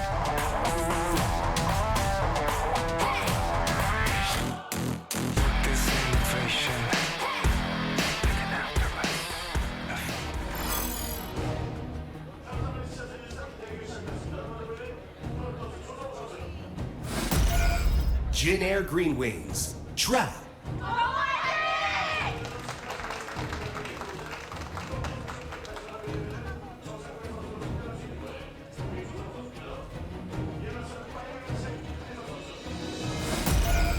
Titan EX1, Alive. All right. Who do you think takes this one? It's your gut feeling. My gut tells me Trap does. Yeah. What about you? Me as well. I think that Trap is insanely underrated. I think he has been since Heart of the Swarm. And I think that this year we're going to see him rise up more and more. He does consistently show us really strong play in all matchups. I would say, in my opinion, this is his weakest matchup. Oh my God. Is he going to get this SCV? Jeez Louise. How do you let that happen? Oh.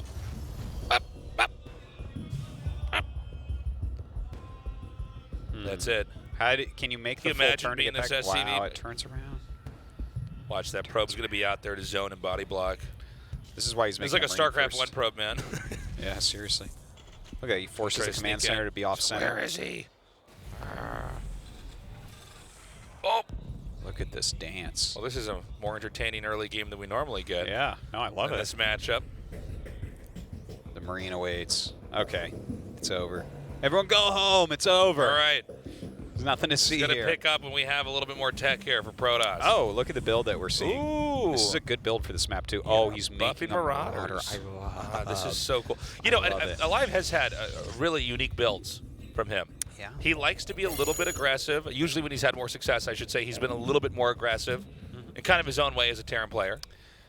And a build like this, and he's actually going multiple barracks off this, when you go for something like this concussive shells, it's really good against a build like we're seeing from Trap. What Trap has done here is you get your Cybernetics core before your Nexus, you go Zealot, Stalker, and you're looking to cancel the command center. That's right, and this is the like big play. This is like Protoss quicksand here. If you overextend with that, and that concussive shell is done and it's about to finish now, then the Protoss can't really retreat. If the Stalker gets pegged, and you can see he's trying to actually edge forward, because if he can just get one shot on there, the Stalker dies. They can't get back home. Yeah, and I would say that this is probably as hard a counter as you can possibly have to the opening Trap did. Yeah. Realistically, like, you're still going to get the command center. Their Nexus is slower.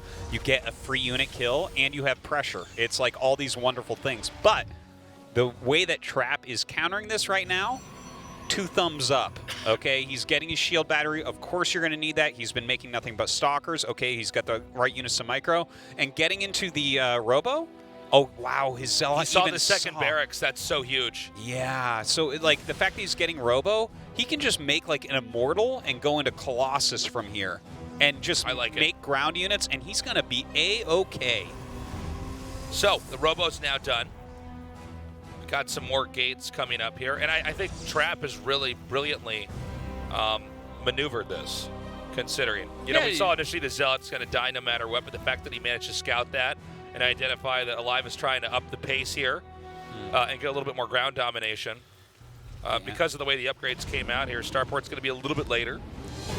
Yeah, with a build like what Alive is doing here, what he's looking to maybe run into is like, oh, what if you went like, let's say a Stargate, right? And then you have like just a handful of units, and you're trying to keep your opponent back, maybe with Oracle, and you take a third Nexus, and then he can maybe run up and, you know, really mess you up, right? He can attack the natural, he can attack the third. Where do you put your shield batteries? You know, which side of the Nexus even? You know, there's a lot of different things to take into consideration where Alive can mess with you.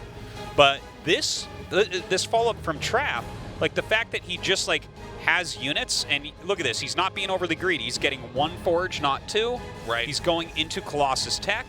Like, this is great against this. He's going to have the muscle. He's going to have the hit points to stay alive. And he should be able to take a third base quicker than Alive and defend what Alive is doing. And the Observer gets here just in time to see when the Starport swaps with the add-on. Yeah. So he's going to know at what rate medevacs can start to come into play. And, you know, with the Colossus coming out this early, it's kind of a conundrum for the Terran. You need some Vikings to hit that Colossus, but you also need medevacs to heal your army up. And this sort of gives a tempo edge here to Trap. So the next question is, like, there's 3 more gates on the way, so I believe this. Get ready for the stim. Okay. Did he just cancel that turret? Yep. Huh. That was like sitting there waiting just in case. You never know what's going to come. If it's a DT, you finish that in like a millisecond. Otherwise, you save the money. So good move. But look, he's getting his Colossus out and he's adding his gateways into his third Nexus. This is nice conservative defensive play from Trap. Like, very, very well done. Now, this isn't to say this isn't like a free win by any means. No. Build order-wise, Alive had the early counter to Trap, but now Trap has countered well the build that Alive followed up with. And now it's just like, okay, does Alive get damage done? Does he lose too many units is a big question as well, because it's not like his third command center is that slow. Right. It's got an okay time on it. Also, let's keep in mind, Alive does have a large ground army. Yeah. If he can get a good angle on the Protoss, that's another way to win. Absolutely. You know, sometimes in the Protoss fights and it's a little bit too out in the open, and we start to see that C-shape army from Alive come out and really do damage from all these different sides. That's another way that this can close out. Now, he might be able to force a cancel, and I'm sorry, not a cancel, because that just now finishes. Now, the angling here from Alive is not bad. He only has 2 sentries, so he doesn't have a lot of force fields available. Yeah, Trap actually, I feel like he needs all of his units here. Alive playing very carefully. He stimmed some Marines up. I feel like those were supposed to go to the natural, but he misclicked or something, because now he stimmed them again and is going in. Okay, this has been handled very well here from Trap. Yeah, and actually, was that a kill on the third Nexus or a cancel? That was a kill because the Nexus just finished up and that attack started. It was really well timed out there by Alive. He didn't lose that much. That was good. That was really quality from Alive, because what Trap did, I think, was like just strategically very, very strong. So yeah, but it was the timing attack from Alive that managed to close it out. Yeah, it was too late to cancel that. I mean, the idea of sending those Marines inside the natural on stim and killing probes was a cool idea as well. It didn't really pan out to very much, but taking out that Nexus is pretty big. The third Colossus on the way, a second starport for Alive, as well as Viking production. Well, I think he's got to do this with the Colossus count continuing to grow. It's. I think that this is a totally fine way to play if you're willing to make the Vikings. We still see to this day, and it's something we've been talking about since like Wings of Liberty, people walking in with like 4 Vikings against 3 Colossus as if those Vikings are doing anything in the world but being a waste of money. Your entire ground army is dead. Yeah, and then you kill a Colossus or something. Maybe one Colossus dies. But no, if you're going to commit like this, if you're going to fly in there and like 1 to 2 volley every Colossus and then land the Vikings, hell yeah, do it. So I like that play a lot. He's got his third base up. Of course, Trap, he's continuing to get upgrades off of his single forge, getting the charge upgrade as well. This is a great game as well. These guys are playing awesome. Yeah, Alive's looking very solid. How many Vikings does he have right now? I think he's got to be nearing 10. He should have way more than that. 6 right now with 3 more popping, I think. Okay, well, yeah, it looks like the medevac count is kind of low here, so you're probably right. Yeah, there's 6 right there. Okay, 6 coming up now, and then there's more to boot. Yeah, there's 3 coming across the map right now. So like 9 Vikings. Okay, now we're talking real Viking numbers here. Now, with a low medevac count, there's not a lot of sustainability for the ground army. So it's important that he does damage very quickly, because if there's too much splash, then everything from Terran just kind of bleeds out. Oh, okay, I thought that would have been odd if he was going to go for a drop here. Yeah. He's going to try to punch through. You got to do a full attack right now as Alive. Get those Vikings in on top of everything. Look at this. The Stalker's coming. There's not that many Stalkers. Ooh, that was a bit of miss micro from Alive. No doubt about that. But now his Vikings going to town. He gets 1 Colossus, 2 Colossus. The third Colossus is going to fall as well. The third Colossus as well as the Immortal there. Only an Yeah. Archon here to deal some more splash. After that, it's just Sentries. Oh, just Sentries and Stalkers. Yeah, Charge is just about to finish. Yeah, he needs those Zealots to get up in the front and sponge up the damage. Look at this. Alive does this a lot, apparently. Yeah, really nice multi-pronged harassment here, just kind of stemming in. Yeah, 3 probes, lost mine time, 2 units having to come off. Look at that. It's so good for a couple Marines. Now, there could be a game of tug-of-war here at the Protoss' third base. We don't have the other Colossus out just yet, but it's important for Trap to try to rebuild that up again. I want to mention as well, we saw that moment of miss micro where all the bio ran forward instead of the Vikings. Not sure what happened there. That was a mistake by Alive. I think if he hadn't done that, there's a possibility he gets the third here. Or maybe even wins the game if there's a complete commitment to defense. Instead, he's had to pull back some, but he's going into Mass Liberators. He's getting his Ghost Academy, so Alive's still playing a really nice, strong game here, despite that bit of miss micro that really did cost him quite a bit. Let's see how the Liberators can help out here. We only have 1 Colossus out right now for Protoss, seeing it just over here. A scan is going to identify the exact size of the army. And I think this is much needed for Trap here, to start to send Zealots. They're going to get a Zealot slow drip into these other expansions, because this is going to keep Alive honest. For most of this game, Alive has had the initiative, basically since the Marauder opening. Yeah, you know what? I think you're exactly right about that. And he hasn't been quote-unquote honest. He's had really no defense at home. Yeah. He's just been like, no, I'm out on the map. I'm messing with you this whole time. So he sets up a single Liberator. Maybe he'll even leave that there for now, knowing that that slow drip of Zealots could continue to come in. A couple of Zealots going around to try to harass his building 4th base. By the way, Alive getting 2-2. I tell you what, I didn't come in today expecting a lot out of Alive, but he's doing a lot of cool things like countering and re-countering build orders, having good strategic play, and committing to things like Vikings instead of making 4 and wondering why he doesn't kill Colossus. And here he is taking a 4th base and getting 2-2. I'm loving it, man. He's really revamped his style. There are ghosts out now. I don't know if Trap can actually push into this area. He's doing a good job poking holes in Alive. That 1 Zealot just got him to move his whole army out of position. Yeah. But he sets up. All right, he's fine anyways. Protoss that was... Imagine if he died to that. Oh, it's yeah. like you went and chased 1 Zealot with your whole army. Oh, he has to cancel. Whoa. Well, that's some strong pressure from Trap, no doubt. Trap is going to try to come in here now. Now, he does have Storm. This army is fairly clumped up. Ooh. Oh, nice feedback. Good EMP, though. Okay, he still has 2 more Templars here. The Ghosts are getting close. Yeah, the EMP missing those other 2 High Templars, so still Storms. He does have to turn around. Scary armies being made on both sides now. 4 Vikings still kind of sitting around there. Okay, he is making more Vikings. He's going to commit to trying to killing off those Colossus once again. Yeah, he might actually try to come in here and pick a fight, but there's a Warp Prism headed northbound. Again, Alive still on 3 bases where Trap's setting up his 4th. Some disruptors being added. The Dark Shrine, a 2nd Robotics. The 4th Command Center being made a little bit closer to home, so he's playing a bit more carefully there. Those are the kind of storms that Alive needs to have here. Those are some nightmare storms Okay, for now him. Trap's getting this warp in here. Even though Alive's played a great game, Trap may be crippling Alive over and over enough that in the big picture, he can close this out. Now, that great micro there, shuffling those Zealots over to the other side. But with this big attack, if Alive can burst this down, or if the EMPs can connect on the Templars, it's possible. He doesn't have enough. Now, I love the Disruptor play here. Yeah. Using something where even if you don't have mana, you still might be able to stabilize. Yeah, and even if all your Colossus get picked off, I mean, the Disruptor, that is a comeback tool if there ever was one. Here we go. The Disruptor's coming up to the front, getting shot up. Whoa, a huge Disruptor hit.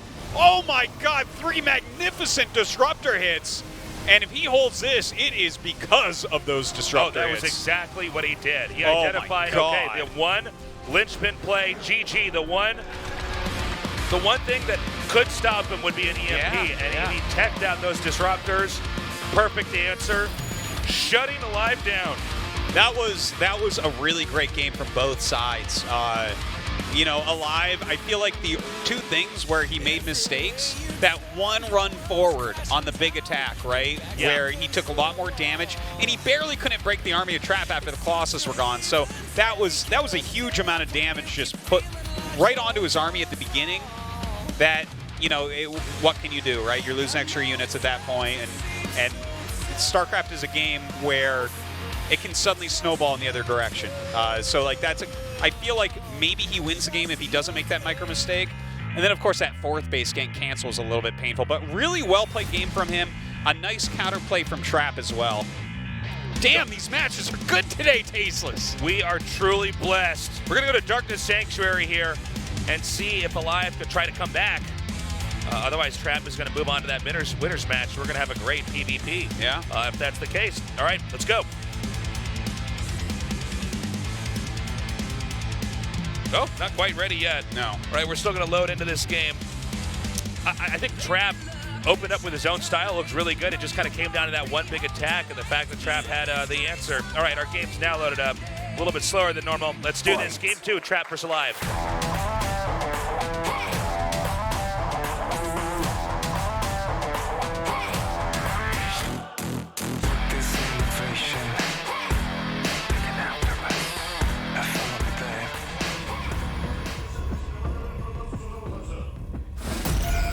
Jin Air Green Wings, Trap.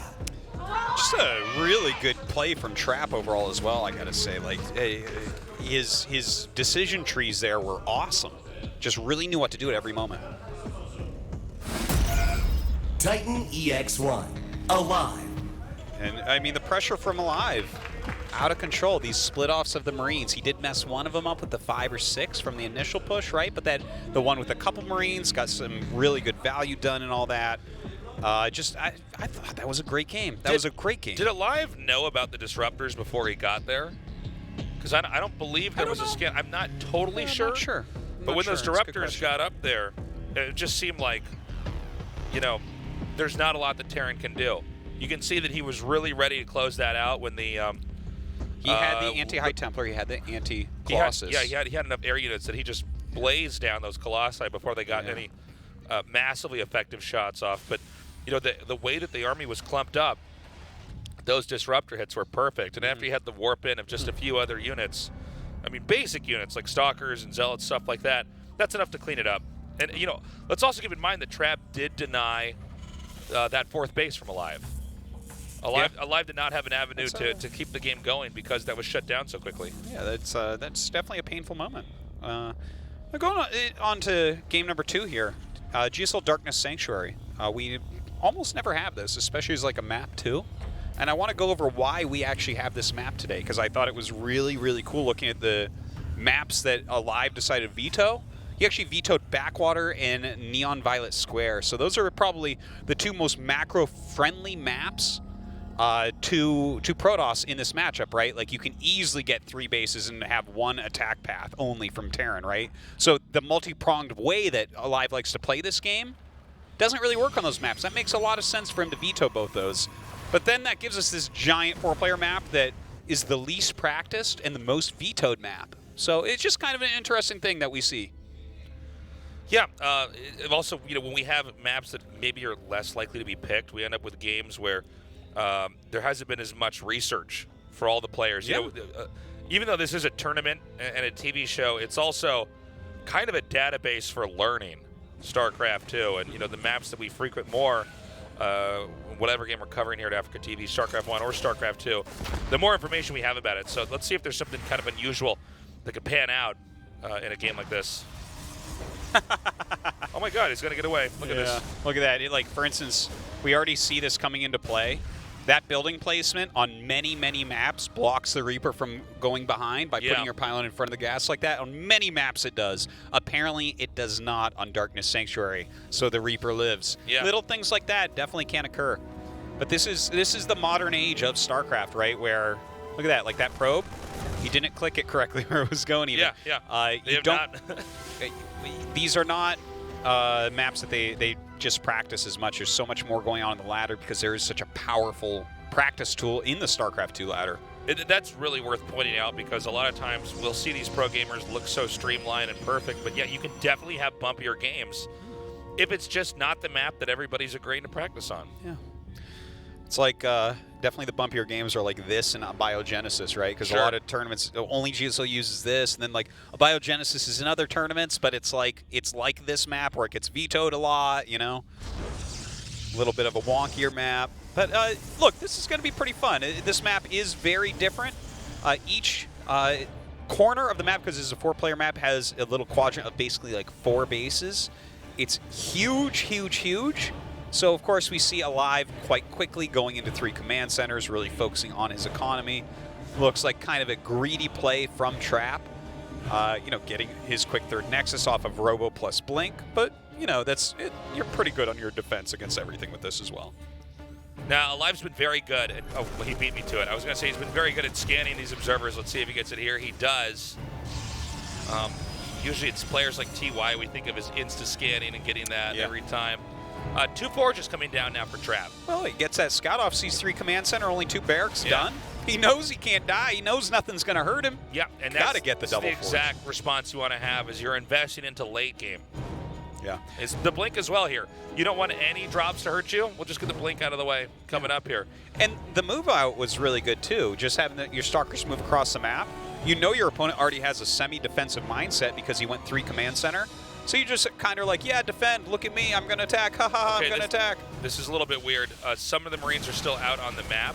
Now blink finishes as these stalkers come up, but I'm wondering, these Marines look like they're going to be mathed out to maybe hit the 3rd? Yeah, they definitely could be. They could, because Stim's going to finish. Now, you don't have any escape because there are no medevacs out. There's the first 2 are being made right now. But with these coming out, and the fact that some of the stalkers are far away, maybe Alive does get this Stim timing down. Let's see. There are a decent number of stalkers here, like with the other ones coming up, but that is a strong Stim forward. Getting a couple probes going for these stalkers as well. Ooh, gets that pylon empowering quite a bit. Okay, he's lost a pylon and a small number of workers. This was worthwhile, I would say. I think that this was a very good attack overall to unpower everything for a moment. 5 probes, lost mining time. If you look at what Alive has a lot of, it's bio units right now, right? And if he can trade some of these Marines to slow down Trap and kind of force Trap onto his side of the map, I think these are just quality moves. Now, he's moving out with medevacs, and he knows that Blink's here. Now, this isn't wrong, but it can be risky. And it seems like Trap's already cognizant there might be a drop inbound here. He's going to be coming up here with these stalkers. Now, if he can catch this, and Alive's not ready, that's going to be huge. Yeah, you can see a couple miscalculations of how quickly the medevacs will get everywhere. He's right over here. Ooh, good catch by Trap. And that was so nicely done. That's the exact number of volleys so that you 2-shot that. Just locking Alive out of any kind of a drop play. But there's a push inbound. Yeah, it's a pretty big push. And there is the other medevac out here. Looks like he gets that 1 stalker. Some more stalkers still left on the side. It seems like he's going to regroup here in the middle and then try to come and start doing damage. We have an Immortal on the way. Trap still doing a very good job stalking with this observer. Okay, he's starting to seal up part of these routes. Shield battery coming down, Immortal on the way, kind of an emergency Immortal, I would call it. He has his charge upgrade. He has his blink upgrade in 1-1. This army of Alive, though, is pretty darn scary. Alive coming up now. Now, can he get the right angle in here? Some of these Widow Mines could be gunned down before they burrow. One is taken out just now. Now, Zealot Legs is done. Note how conservative Trap is being with some of those Zealots, waiting until the ideal moment to try to send them in. Yeah, and burrows and unburrows on the mines as well from Alive. Targets down the Immortal, has to back up though as another group of charge lots comes in. Great splitting there by Trap, just allowing a couple of those Zealots to be hit by the mines. Trap trying to break this with a great counterattack here with these Zealots, taking out some of these SCVs. Trap's going to try to press forward. 2 more Widow Mines burrowing back. Over here, they might be eating some mine hits though. Some good micro here from Trap. He's just buying time. He gets the Zealots out, and then he goes forward once again while his own Zealots harassing on the other side of the map. Another Immortal comes out, and mostly a Marauder-based army has to back up against this now. Yep, the Stalkers come forward now, picking off these medevacs. And these Zealots are still here. Every moment that passes where he's not mining is going to become more problematic, and there's not going to be many options to escape here. Okay, so the medevacs have to ditch the Marauders. Big blow here for Alive. As the attack was stopped, I mean, it's fine if you lose Zealots and a few Stalkers in a fight like that if you're keeping all your bases up and running and you're not really losing any probes. Yeah, you know, that type of rallied attack, not only is the map huge, but they're cross spawns. Yeah. And then the thing is, eventually a good Protoss player will whittle down your army, and we see him losing more units there than maybe he wanted to, even though he started with a very scary amount. Trap holding on there and just continuing on the upgrade train. You have to say that he has gained an advantage after that fight. But it's not like Alive is down and out by any means. He does have 2-2 on the way, although a bit later than Traps. He's taking his 4th base. It's already, right? You know, is he making his 4th command center? Actually, I'm not sure, but... we don't see it in production, so if it's done, it hasn't been lifted. Yeah. At least he gets his Ghost Academy and stuff. He's not out. It's just that attack overall, I don't think had anywhere near the efficacy of what he was looking for, I guess. Well, you know, they seem evenly matched until you get to a certain point in the game, and then Trap seems to outgrow Alive. And I think it's going to be even harder for Alive to get a 3rd base this time around because Zealot Harass did so much damage and slowed down so much mining. Trap's 4th base is already up. He's transferred the proper amount of probes over there. Templars are out. Well, see, like, for instance, right now, this army of Alive, right? Look at the army supply. We'll just use something simple like army supply. He's up a little bit in army supply, right? But his rallies are going to take a long time, whereas a defensive Trap is going to have his units immediately into the battle. So even though you're leaving with slightly more units, now if Trap's base was where Alive is right now, oh wow, nice attack, nice advantage, right? Yeah. But by the time he gets there, Trap is going to have as many units. And then by the time his rallies get there, Trap is going to have as many units. So it's a little bit hard for him to push this. Yeah, well, big maps like this and cross spots are not conducive to pushes in general. Yeah.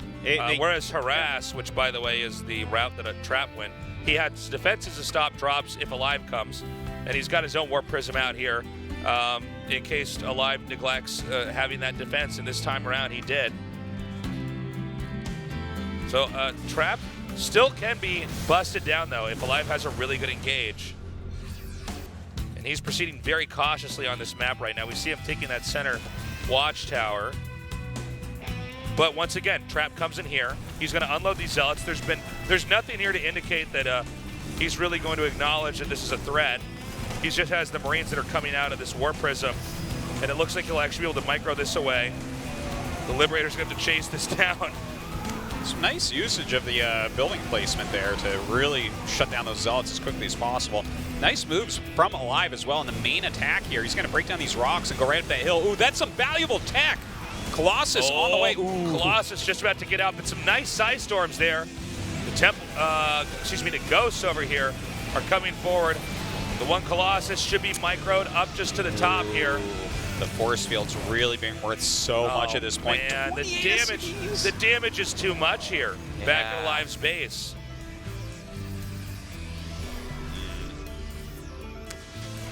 This is tricky. Note the Templars coming around from the bottom. Alive's screen is most likely over at this ramp, so this could just hit him and completely blindside him. Okay. Wow. Well, that storm flank is almost all she wrote here at this point. Yeah, that's all you got to do, right? Yeah. Alive losing way too much economy and way too much army with this. I have to point out that I think Alive is playing very well today, overall his play, but strategically on this map, like I loved his play on the first map almost completely, aside from some micro mistakes, but like to do these pushes where you're just kind of pushing out, it's so hard to finish your opponent. The map is so long, and you give him a lot of time to prepare. And Trap just sitting with a Warp Prism across the map. He sees you coming. He has observers. He has intel of this. He can start harassing you while your entire army's walking across the map, right? And fight your reinforcements even with his Prism. And then also have time at home to have more units finish. Maps this large, it's just really hard to kill anyone in that way. You have to play that much longer macro game where you have like the infinitely strong army, right? It's like, wow, look at me, I have 12 ranged Liberators. Now I can kill you. You know, that type of situation. This means we go on to the winners match next, a PvP that's going to be awesome. Trap versus Zest. We'll go to that after this short break. If I told you after everything I showed you, then nothing's gonna be alright. Nothing's gonna be alright. Should I hold you after everything? We can run. Chase after those sunsets, it's alright. And we done what we done. However dark it gets, it's alright. We pulled the trigger tight, we glitter up the night. We live to love. We live for like we are free, like we breathe in fire. And we can be like we breathe in fire. And we gotta roll downtown to where we're from. And we gotta ride that dragon all night long. And we gotta be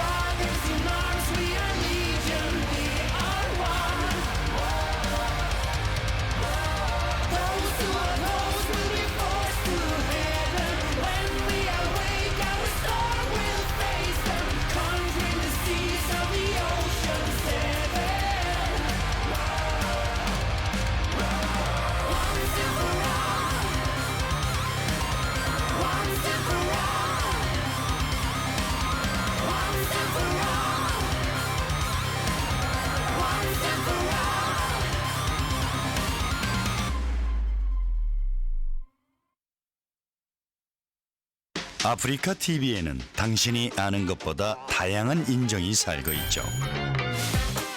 말 많은 인종, 발 빠른 인종, 잘 먹는 인종, 영리한 인종, 친절한 인종까지. 모든 게 컨텐츠가 되고 누구나 주인공이 되는 세상. 알고 보면 멋진 세상. Are you free? Africa TV.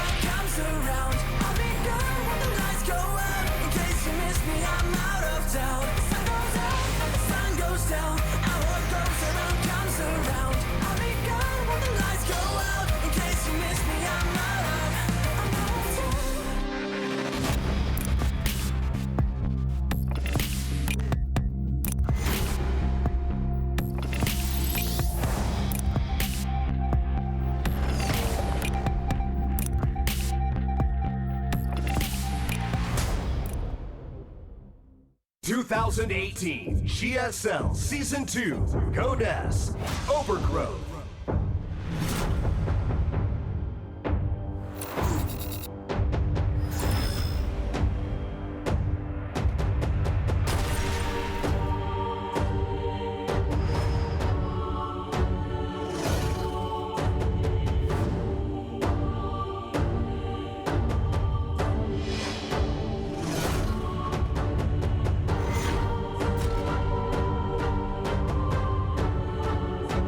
소환까지 내잖아요. 그러면 병력은 나가 떨어지고 있어요. 키는 완벽하게 방면했습니다. 네, 추가면까지 올라와 보지만 힘 앞에 굴복하고 갑니다. 제재! Fire will be restored.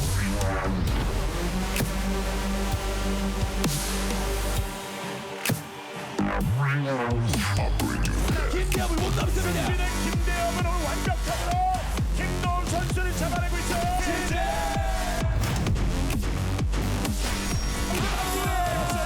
6시 견제까지. 끝까지 포기하지 않고.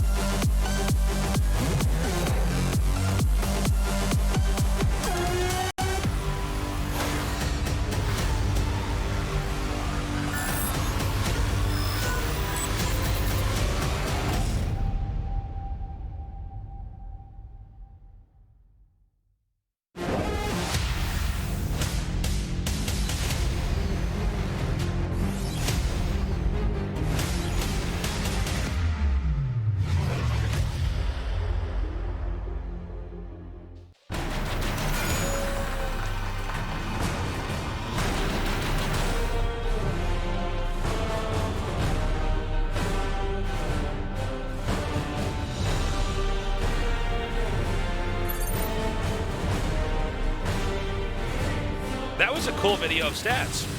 I really love enjoyed that nickname, the Shield of Ire. That's it's badass. Perfect. It's been a long time since we've had really good nicknames made, but that's a quality one. That's badass. Like Ire is like the homeworld of the Protoss. He's the shield of it. Spear of a Dune. Hey, thanks for breaking that down, Artosis. Dude, I'm gonna listen. It's super epic and it's super cool, okay? Because like the Spear of a Dune, no, the Spear of a Dune. I'm gonna make the Spear of a Dune eat a spider, okay? Yeah. The Shield of Ire. Now that's where it's at, okay? Everyone knows that a good offense is a great wait, no. No. It's in this case, it would be a good defense is a good offense, which isn't exactly how it goes, but People We're gonna say let it go. a strong offense is a good defense or something. Yeah. And it can be until it's not, and 2 outs going to your third base like How about I this just one? found out. A good defense is a solid defense. Yeah. Solid defense removes the need for offense. Your opponent will run out of minerals eventually. Eventually, yes. Vince Lombardi said that once upon a time. Trap versus Zest, this best of 3. The winner will be the first player to escape and survive Group D. Our map's now loaded up. Let's go. Fight!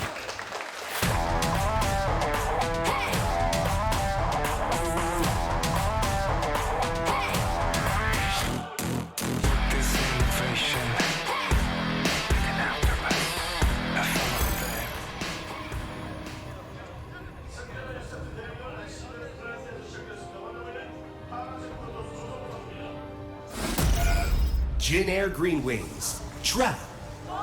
He looked great against Alive, and I've told it a million times. I think he's a great PvP player. I think he's favored against most of the top guys.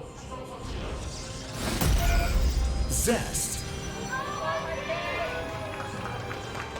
Sometimes the best. You know what he looks like right now? He's had his jaw removed. Who's that guy with the metal jaw in X-Men? Oh, I actually don't know that at all, and I feel like some guy with metal jaw, isn't there? Maybe I'm thinking of a different cartoon. Did Colossus have a metal jaw? Memory of someone with a metal jaw. That's like a Colossus villain. Colossus was one of the X-Men, right? Yeah, but he was all metal. He was all metal, but yeah. Hey, I'm not wrong, am I? Yeah, I guess you're not.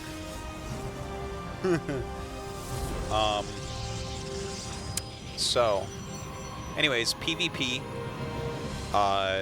You know, Trap has always been very strong in this matchup. I think he has a very good understanding of needing to take a risk. Yeah, he's a better poker player when it comes to StarCraft. Yeah, he'll bluff and he can disguise what he's doing well. He's got a variety of builds. He'll never be safe against everything with anything he does generally, but yeah, but his percentages will come out on top. Yeah, he plays strongly. Is a good way to put it. Interestingly enough, Zest more than double the wins against Trap. Now, I don't know how important that information is now. I think one of the big mistakes you can have when you're casting a game like this, or just covering anything, is to get too caught up in statistics. Yeah, well, if you see Legacy of the Void, it's 1-1. Yeah. And then everything is previous to that, and previous, like, you know, in the last couple years, Zest has had a little bit of a harder time, but before that, he was the best Protoss in the world for a while, right? Yeah. It, like, passed from Rain ago. directly to Zest. So that's where most of that record comes from, so we don't want to overcount it, as you say. It's a good call, Tasteless. I'll make sure not to overcount those stats. Don't be careful, guys. Now, Stargate's coming up here, or is it Twilight Council's coming up here for Zest? Ooh, Dark Shrine. Yep. There it is. Okay, so Dark Shrine going against the Robo. If you go Oracle with this Robo, now, I mean... Stargate. Yeah, Stargate. Like, yeah, I don't know the name of anything. But the Stargate, right, it's in his main, so it's probably Phoenix, but it can be Oracle still. Let's see. If you go Phoenix, sometimes you go Robo quickly with it. This probe's coming up here. It's not going to get in, though, Tasteless. Nope, it's locked out. No, actually, he goes Oracle with it. Now, Oracle... Phoenix. Oh, he canceled the Oracle. Yeah, he's going Phoenix now. That actually can work out for him. Oh, especially since he saw that. Yeah, that's actually huge. That's a big, big deal when you see that. It is like he probably should be throwing up a Robo pretty quick here. Trap should. The Dark Shrine about maybe, what, 3/4 the way done. Does take a long time to construct that. But this is going to be spotted. The pylon could not be canceled. It's already done. Yeah. And there's not really anywhere to warp in these DTs, which, I mean, it's a long travel distance to go across the map. Now he spots that with the Phoenix. Now, ideally, the pylon would have been done. The DTs would have been killing probes as the Phoenix gets there. So the timing of this is a little bit off, which actually kind of throws a wrench in the gears of the build overall. Now, Zest may have a plan B for this. In fact, he might gear up with his army and try to just attack into the front here. Oh, that's Good so save. good. That's so good. Okay, so he's only making oracles, and this is one of my favorite things to watch is something like this, right? Because The fact that he's skipping Robo is going to give him a ridiculous amount. Oh, okay, he's not skipping Robo. Never mind. Because we saw something like this in Katowice, and it was one of my favorite PvPs I ever saw, where the guy just made oracles non-stop, and it was just like at like 6 oracles eventually. I think Zest might bust him down here. He's got these gateways outside of Trap's entrance. He's got Archons morphing in. The position of Trap's buildings is a little bit boxy. Okay. There's 2 oracles, though. Okay, whoa, this is so all-in. Look how all-in it is. He's going to lose all his probes. Those sentries not going to help too much against the Archon, but, you know, if there's only like 1 Archon or 2 Archons, sometimes you can get something The done. damage is going to start piling up here. This battery finishes just too late. But the big attack here from Zest, the one that could end the game, is coming up now. Now he's going to run up the ramp, but keep in mind the Archons can squash the force fields. That is very true, but this is a choke, so he has a chance to hold on here. Going for that pylon, makes for a larger berth. He's trying to throw some of his own probes into the front here. It's 50 probes down for Zest. Trap still hanging on with worker superiority, but the Archons come through. Yeah, he's got to target down that 1 Archon. Okay, finally it does fall. He's got this a nice sentry here in the front as well. Wow, with that Immortal popping out, I think the Trap just holds. Let's see, he's targeting this Immortal down now. The force field helping out tremendously. And you can see Zest beginning to transition. Yeah, it's just 4 versus 4 right now with the Stalkers. Easy warp-ins here for Trap. We don't see reinforcements coming, and that's it. GG. Trap takes game 1 with a great hold and an excellent attack in there, killing off all those probes with those oracles. Yeah, you know what? You can't really blame Zest. He lost that initial proxy pylon, and Trap was able to scout very quickly what tech there was, which was DT. So he was completely safe at that time, and Zest just decides to pull the trigger and all in. But the double oracle, I mean, that just ruined him. You lose all your probes, what are you going to do? Now, let's keep in mind that initially the DTs are going to warp in just outside the base where that pylon was spotted. A very good job there by Trap to get that. Maybe the game would have looked differently. I think on some level Zest felt like he was forced to try to do something very decisive there. So. Well, if you go DT tech and your opponent has Stargate and they stop you and you don't do anything with it, you are so far behind. It's like, it's a pretty straightforward game from there to finish you off. You know, I can't fault what he's done in that game, but Trap just with a nice hold. Okay, we're going to map number 2 here on Backwater. Trap, Artosis and I were talking about this earlier. I think overall Trap probably a little bit of a better player in modern PvP, but Zest, of course, 2-time GSL Codex champion. Interested in redeeming himself here. Yeah. He will probably have to open up with a different build this time around. PvP, there are so many different directions that this matchup can go, especially in this current iteration of Legacy of the Void. So a lot of it's trying to have a good opening, but also get a good read on what your opponent's doing, and if he's bluffing, if he's giving you false information. All right, game number 2 on Backwater, a very different map. Let's see if Zest can come back and tie up the series. Here we go. Fight!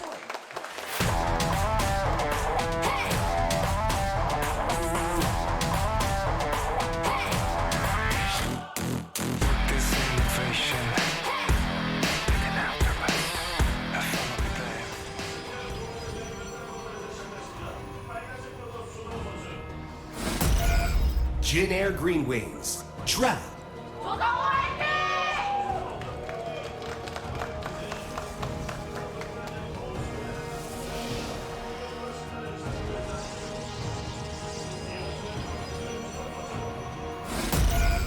Zest. So. All right, we should mention again here, Zest is actually quite ill. He's sick. Yeah. Not just in his play, but he's actually just got a cold of some sort. sort. What if the way that, you know, people talk about games, what if we brought back in the word ill? He's got the illest plays. It's the illest drops. I like it. Yeah. You go for it, Taste. I'll follow you. I'm just gonna, instead of saying sick or wrecked, it's all like ill and wicked. I still use wicked. Wicked? Yeah, wicked's a good word. Gosh, I don't feel like I've heard you say it, but maybe I'm used to it. You make fun of me normally when I say wicked. Do I? Yeah, so I'm confused where don't think you've heard me say but I make fun of you for all sorts of different things. I can't just keep track of all the things I make fun of you for, Artosis. Your brain is wicked used up in that regard. So I don't think Zest is going to go for DTs this time around. No, probably not. It's always funny to see the percentage of games these top Protosses in the GSL use DT tech. Yeah. But it's generally kind of low. Then SOS, it's maybe a little bit more. Well, SOS and Hero are just like, hey, a Dark Shrine, a Dark Shrine, a Dark Shrine, a Dark Shrine, let's do it. So 2 Stalker opening compared to the 2 Adept opening here for Trap. Ah, look at that. The immediate Twilight. And with the double Stalker, it can mean Blink. It doesn't have to. You might even cancel it, considering you made it this quickly. Or it could just be DT again. Any number of things could occur here. It's very clear that he's okay showing that at Twilight. That Twizzly Lizzly. The Twizzly Lizzly, as they call it. Now the probe goes down. Now see how there's a pylon planted over here? This is, in a way, you can spot to see, okay, are you actually serious about this? Why would you show me that Twilight? Are you going to do it? Now, if he times it out right, he has to kill the pylon, but he has to also let it finish. The thing is, you can just make a Nexus. Sure. It's not, your opponent has to play with it there safety for looks. in mind. Yeah. That's an old strategy. I don't think we've seen it a lot in GSL, but you can just put a pylon there and get confirmation. Because if you don't, I mean, on some level you have to respect the fact that they've shown you that, but the player can just cancel it. So it's a little bit tough there too, right? Ooh. Ruh-roh. Well, with 4 Stalkers, I guess he gets one of them at least. Looks like there's a dab. Ooh. Guds get that one. The other one escapes. Blink is on the way. It's not like this is a bad opener at all. The Oracle will have, a lot of scouting mobility. He's going to be able to see exactly what's going on. And he follows up with a Robo. So a lot of the time, what we see when these 2 types of builds hit each other, one guy's going Blink and the other guy goes Robo, is the Robo guy, the Stargate into Robo guy, rather, he gets scouting done, maybe not necessarily a lot of damage, but then the Immortal count gets a little bit higher. Now, the thing I like about where Zest is at here is he's immediately getting his own Robo. So he might be looking at this and saying, you think you're going to get hit on Robos, on Robo units, right? Robos. He's going to go 3 Robo against your 2 Robos, sick. But no, he thinks he's going to get ahead on Immortals, but if Zest can just keep up on Immortals, that's normally where you fall behind. Like, you get the earlier Blink, and you get some sort of control with that, but then your opponent has more Immortals and just wins in the later game. Yeah, if your 2 armies have to actually fight each other, the player with the more Immortals, especially against somebody who's invested in Stalkers, that Immortal player will win. He's got a good 6-7 Stalkers so far. Oracle's still flying around. Trap just focusing on Immortals at the moment, and he's actually making some additional shield batteries. He's playing very scared right now. Not bad. Looks like this Oracle should just barely get away. Yeah, I think he canceled one of the shield batteries. Yeah, smart play. Oh, or it just finished. Never mind. As the game goes on, more and more Immortals are going to increment out of this Robo, making Trap just overall a little bit more muscular on the playing field. And Trap has begun the tag cycle here on Zest's army. If you can get a big clump of Stalkers with that Oracle tag, it's really nice, because then on some level it's harder to surprise them with the Blink. Yeah. You're just watching them move around the map, and then you're just reacting to that. 2 Forges. Yeah. So I think I know what Zest is up to, right? And all of this is kind of peculiar and interesting, because even though he got the quick Immortal, the quick Robo Zest did, for his build it was relatively quick, and he's not making Immortals. A style that Zest does like quite a bit is a very swarmy double forge style, especially when Charge got its big buff.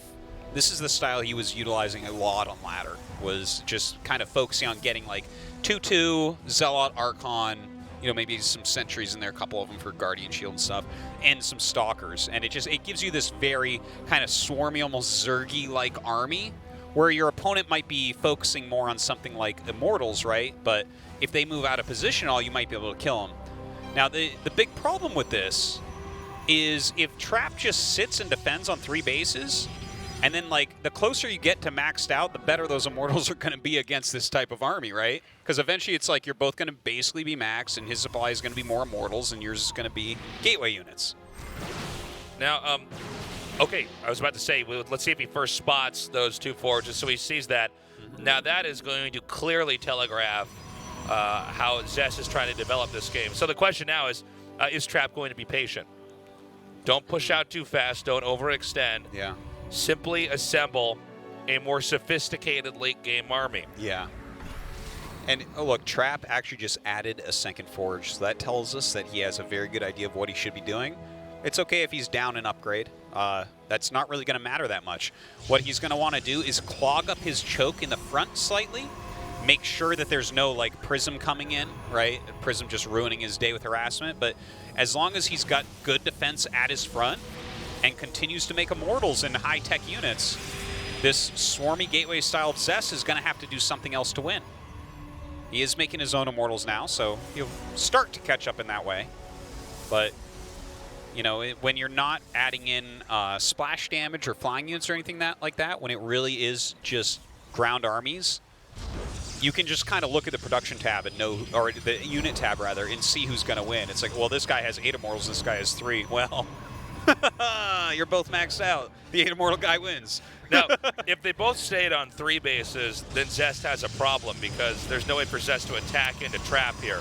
But because of the position that Zest is set up and the fact that Trap seems to be respecting the amassing of an army here from Zest, Zest is able to take a 4th. Yeah. And Zest will have to leverage that 4th base. Now, Trap is also taking a 4th there, so Zest may actually, I don't think immediately, but just a little bit down the road, might actually attack in here. Yes, I think he absolutely should. He's making a Prism immediately right now. He actually scouted that 4th base. Like, I think if you're Zest here, this is your opportunity. This is how you can win this game, is nailing this 4th base. If Trap over-defends it, that's where Zest can just swarm everything and kill it. I guess the only real question for me is, does he wait on 2-2 to do this? He's added a ton of gates at this point. He's got a good, strong army. You know, I think the question is, when it comes to does he wait for 2-2, well, hold on a second. That might not even be the big question because Trap's actually moving out now. Well, I thought it was going to be the way around, but if Trap moves out and does something with this, I'm very surprised. This seems to me to not be a this seems counterintuitive. Zest did skimp slightly on units so far, but he has way more gateways if I'm not mistaken. He should be able to replenish this. We have that big gateway explosion there. Now, some of the Archons are separated here for Zest. Coordination is key here with your army. You can have 2 armies that look the same, and then when they engage each other at odd angles, everything just... Oh my god. Zest is supply blocked right now. Oh my god, you're right. Oh, good catch, Artosis. This is an issue. Like, he only warped in a few units on that last warp in. Oh, those immortals definitely dealing a lot of damage in the back for Zest right now. Or for Trap, sorry. Now, there's a little bit of a dance back and forth there. The flank of the charge lots as well. Yeah, we need to see those Archons connect on that. Great job here with the Stalkers. They blink in and get the Warp Prism. They do get eaten up, though. Yeah, they are immediately destroyed by the Immortals and the Archons. And I think even though Zest had the right idea about trying to get the Warp Prism, now he's lost too much of his main army. Archons are getting diminished here. It's just Zealots, which are no problem for the Archons of Trap. Yeah, no, well, Trap just straight wins from here. Yeah, but, that's going to be it. GG, yeah. Okay, Trap so 2-0. A 2-0 for Trap. The actual theory behind this game that I was describing isn't wrong. Zest, I don't know if like he added his gates slightly late. Like, I'm trying to figure out exactly what that was. He didn't, because Trap should not be able to move out there and win. That is not how that should go at all. So the angle was really bad for Zest. Yeah, and I think that Zest needed to be slightly more patient. Because when he blinked in and got the Warp Prism, I think it might have been better if he just kept warping in, for instance, with Zealots from that side and hitting in.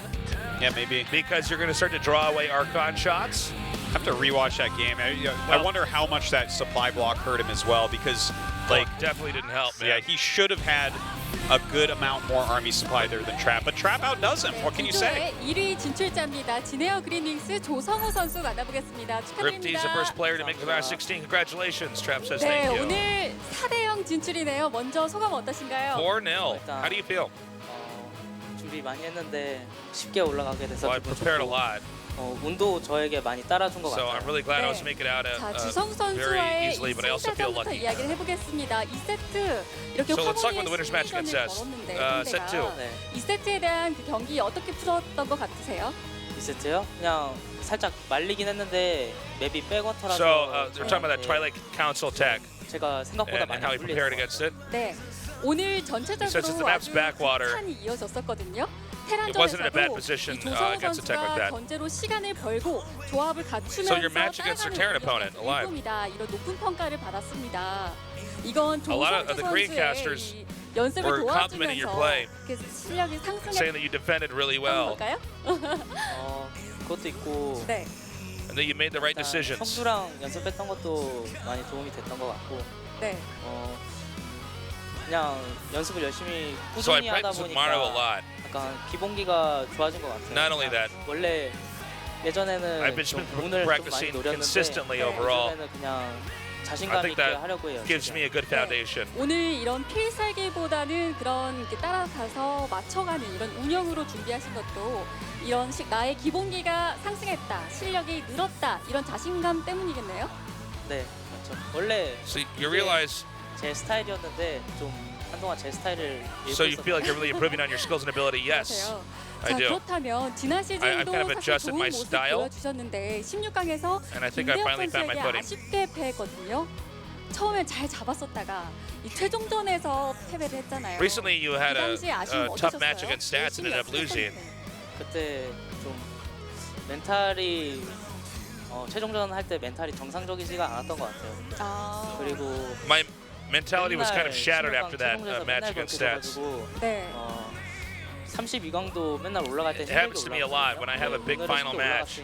네. 다음 16강에서도 I kind of fall apart, but 18강도 even for me in the round of 32, I have tough 지난 matches. 시즌들에서 참 So I'm happy 아쉽게 about my 다음 performance regardless, 기회들을 though. 놓쳤기 And I'm 때문에 feeling good. 이번 시즌에 임하는 각오도 조금 남다를 것 And it 같습니다. also says he hopes he has an 이번 easy 시즌 path 각오를 마지막으로 to the finals 들어보겠습니다. this season. Any determinations this season? 경기 내에서 멘탈 흔들리지 않고 제 할 거 하면은 그걸로 만족스러울 것 같아요. I'm going to try to keep a healthy mentality even if I'm in a bad spot or have a tough opponent. Congratulations to Trap. 네, Thank you. 이렇게 디저의 Right. 첫 번째 16강 Trap playing 진출자 fantastically, 진에어 그린스 continues to 조성우 rise in the world of 선수를 Protoss. 계속해서 GSL Sky's the 이벤트 limit for this guy. I really think he can be one of the best Protoss in the world. And I think he's not even very far from it at all, especially looking at the games tonight. I think you're right. He's been steadily improving. I don't think we've seen his final form just yet. No. We tend to talk a little bit more about some of these other Protoss players, but he's definitely a contender to get deep in this tournament. Yeah, no, this is a guy that I think can actually just pick up a GSL championship. It Sure. can just happen. He'll just continue to play at this level, and we'll be like, oh, look at that, Trap won. We're going to go to a short break. We come back to the losers match here in the GSL Code S.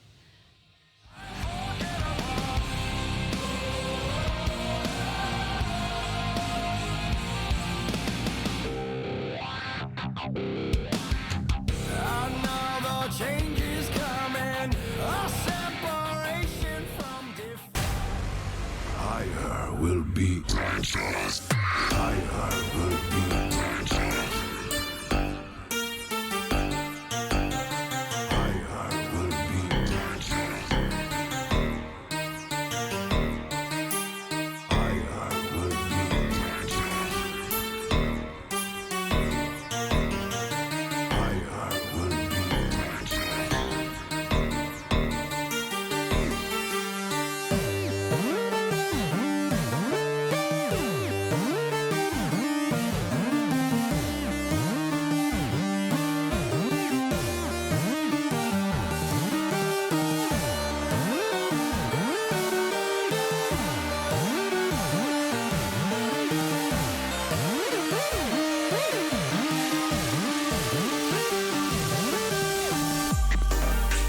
we must act.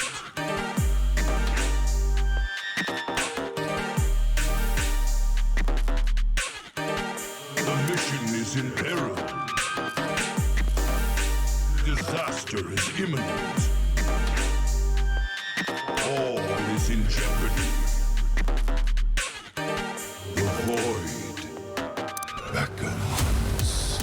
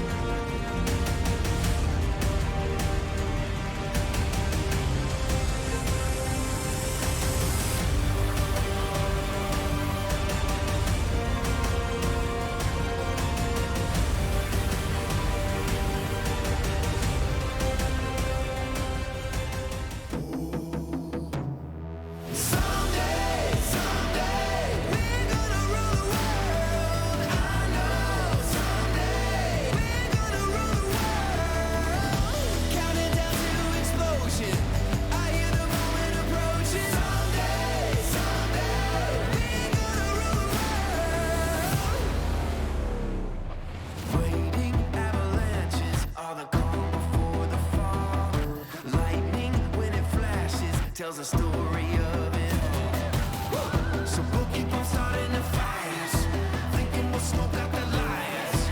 We don't give up when we're tired. That isn't the way that I'm wired. We own the future. We own the future.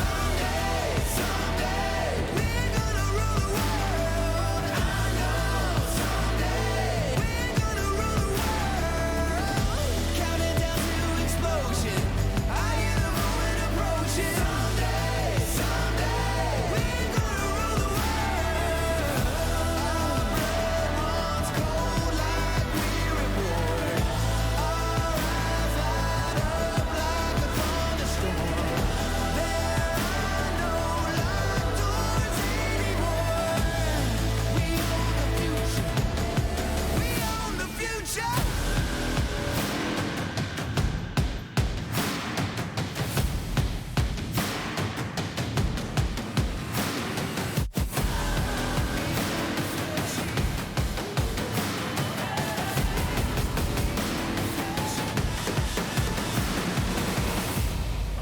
Whoa, someday, we're gonna rule the world.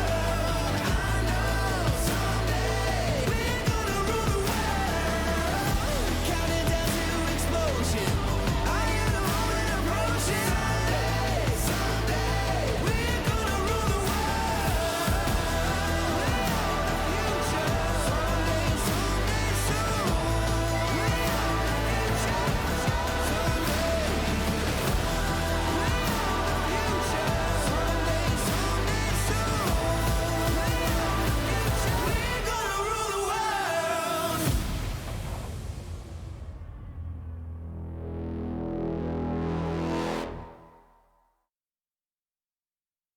아프리카 TV에는 당신이 아는 것보다 다양한 인정이 살고 있죠.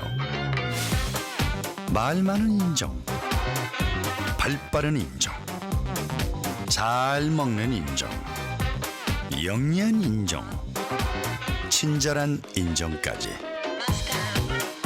모든 게 컨텐츠가 되고 누구나 주인공이 되는 세상. 알고 보면 멋진 세상. Are you free? Africa TV.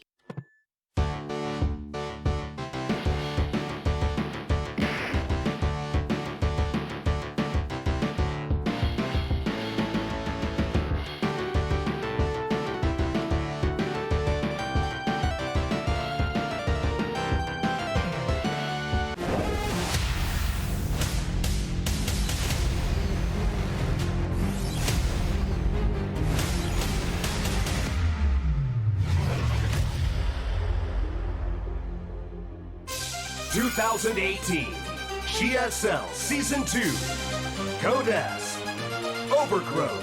Come on.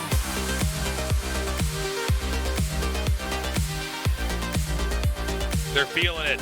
They're feeling the rhythm. It's like a club in here. That's right. Club S. Club S. GSL Club S. Well, SortOf and Alive are both fighting for survival right now, and waiting for them in that final match is Zest. Yeah, that's a tough road for anybody, right? To have to beat Zest in the final match. But first things first, SortOf and Alive. Alive said he should be able to beat up SortOf and advance. But the way SortOf is playing tonight, man, like he could have had that first series against Zest. Ended up losing, but that's fine. You know, I think that this should be a good match, though, because even though Alive lost against Trap, I feel like Game 1, the micromanagement mistake might have been the biggest issue for him. In Game 2, I think strategically he was a bit off, but that's a map we really don't see. You don't get to practice nearly as much. So taking those things into account, I thought he played very, very well against Trap. So I don't know. I think that this is a good match. What do you think, Tasteless? I think this is a great match. Whoa, you outdid me there. I just keep stepping it up, Artosis. I don't know. Alive's had some great aggression, but SortOf has some of the best late game in the business. Let's see what happens.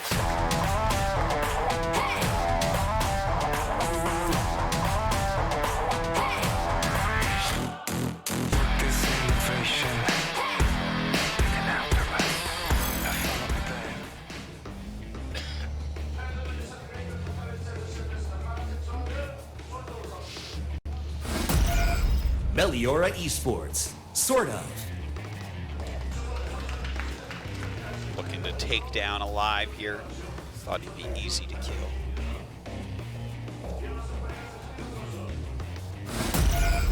Titan EX1, Alive. Again, really loved his TVP so far today, but his TVZ that we saw recently, who did he play against? That was that Super Tournament we saw him in, right? And he played against... Was it Dark? Was it Dark? Am I crazy? It might have been. I think it might have been the first round against Dark or something like that. But anyways, last time we saw him TVZ, he looked good up to a point, but his late game wasn't really there, and that's where a lot of TVZs are going right now. I think if we do get into that late game, based upon what we've seen from Alive recently, it'll be a little bit difficult for Alive. SortOf seems to just have the late game almost on lock. It's very strong in that Yeah, way. he wants, generally speaking, to steer the game into something super late, and that really is his reputation out here. Now, I don't know if he wants to mix it up and try something aggressive. It's definitely a possibility. We see here that their recent record, Alive's won every one of their official offline matches, but in the interview, for the people that are just now tuning in, SortOf says he actually has a pretty good record against Alive online. So yeah, so like ladder games and stuff. SortOf's been spending a lot of time in Korea, so definitely improving quite a bit, especially in this matchup. Against Terran matchups, it's like there's just like a higher concentration of high-end Terran players in Korea. So anyone who gets to come over and practice definitely helps them out in that way. Okay, the initial Reaper coming in here, trying to do a little bit of damage so that Queen can pop out. All right, acceptable micro so far from SortOf. Overpulls drone slightly, whatever, doesn't matter. Looks like tech up here from Alive. Yes, going quickly into that starport, and it looks like the Lings are ready to catch this Reaper. Nicely done. Okay, so both players seem to be on top of things at the moment. Some Hellions on the way. We'll see. Does a Tech Lab come down? Yes, it does. Could be Stim, could be a Raven. So the Queen had moved out there to make sure that that third hatch could be planted. And now it's going to be up to SortOf to begin to propel creep out onto the map. Yeah, pretty standard early game here. It's really Alive who gets to show us if he wants to do something a little bit crazy. You never know what you're going to see out of that starport first. Could really be any flying unit other than the battlecruiser. A Viking. There you go. There you have it. Yeah, this could be used to come out here and try to take out any Overlords that are out on the map. I'm looking at this, and it seems like the Overlords are pretty conservatively placed, though, overall here for SortOf. Yeah. They're all pretty far back, just to check if there wouldn't be a drop or something like that coming in here. He's already got good intel, right? Yeah. He goes in, he sees that it's a starport play. He knows there's no third command center as of yet. He knows Hellions are out. Ooh, hold up. These 4 Hellions are going to try to come in here. Now, there was only 4 Lings to defend, which means that the Hellions of Alive can actually try to bust in. Now, it's only 3 drone kills so far. Alive needs to do a little bit more damage if this is really going to count. All right, 5 plus some Lings. 6 plus some Lings. Well, he gives up a lot of map control with it. Yeah, the creep can be pushed out much more easily. It's a little bit harder to keep on pressure. He started a medevac, I believe, and then canceled into a Banshee, if my eyes are not mistaken. It happened pretty quickly there when I glanced over, but I think that maybe that Hellion, he was thinking of maybe doing a Hellion drop, but then he lost all his Hellions. But normally if you have a good group of Hellions, you know, you get 6 Hellions or something like that. I think he's made about 6 so far. With your Banshee, you can really bully back creep a bit. You can fight against Queens a little bit. But as is, you know, he's got 2 Hellions. He's just sitting back behind his wall. So I feel like most of his initiative is gone for this phase of the game, and SortOf should be pretty happy about that. The Viking continuing to try to get some damage here. Nice snipe there on that Overlord. 5 more drones coming up now for SortOf, who wants to eventually get into a really dominant late game. We've already seen how impressive he is on this map specifically. Alive is somebody who really does want to push in and end it. He likes his timings. He likes his engages. Yeah. He wants to mess you up, make the game a bit down and dirty, and then finish you off. It's kind of a brawler. A bit of it. So, double evolution chamber coming up just after this 1-1 starts for Alive. This should be a fairly slow game for now. I mean, we saw that so. third command center part of the wall in here. And Alive is just going to turtle up. Not interested in trying to poke holes into sort of any time soon here. Just trying to do some damage around the edges and then come in here with a much later game push. Look at the build order that we see here. This is something we saw Solar pop out against a early Mass Hellion plus some Banshee type of play, or actually it was Liberator, not Banshee, sorry, that we saw the other day. So he's getting 1-1 for his roaches. He's getting roach speed. There's going to be a moment where he can try to attack with lots of roaches at the third base, and probably some Ravagers mixed in there as well, of course, and try to get some critical damage there. You know, where the SCVs need to be pulled, you start losing a lot of your bio and stuff like that. If he can't pull that off, then he can be in a kind of tough position because he's focusing pretty heavily right now on Roach Tech that doesn't transition that well into the late game. Very true. You can do a lot with roaches early on, but yeah, they don't help you get anywhere if the game goes on for a very long period of time. Now, Alive's going to try to drop in here, and it seems like SortOf should just have enough lings that really just bruising that medevac and kind of buying a little bit more time here. On Alive's side, he's already making. Does he have one or two siege tanks? I believe he has 2 right now, which is really going to help out against this initial push. He's got his 1-1 done. He's making a good amount of Marines overall, not really skimping too heavily on units.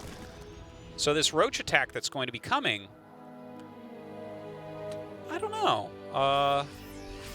You think this is going to do very much? I don't.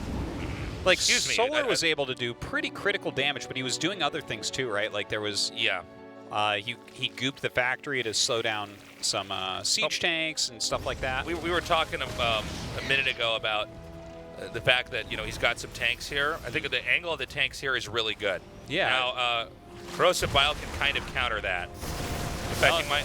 Keeping the Marines out forces the Ravagers to take a little bit longer to hit those biles. There you go. The first tank will fall. Now he needs to get over here to the third one. Yeah. Now SortOf is, honestly, this positioning is really good for Alive. Yeah. I think SortOf can still break it, and I think this is exactly what he needs to do, is break down the wall, and I think then he can engulf this. He wants to wait for the Ravagers to finish up, the extra lings to come in. By the way, there are 26 more lings on the way here, and I think he's busted him, Artosis. Yeah, he gets rid of the siege tanks. The SCV death count is getting higher and higher, and he's got so many Ravagers right now. Look at this, punching forward, though, with the Marines, taking down some of these Ravagers at least. Good micro out of Alive. Now, let's not forget, even though you can do massive damage with this, sometimes the Terran can fight back a bit. We saw Keen fight back pretty heavily against this. Wow, the Ravager count was thinned out a little bit, but with the lings in the front, he could still do damage and buy some time. Now with those lings on top of that, he could just start to try to hit these depots, actually. Yeah, 26 SCVs end up going down. Oh, wow. No, it's so unfortunate. Yeah, feed me to it. Yeah, if that had been hitting drones. Wow.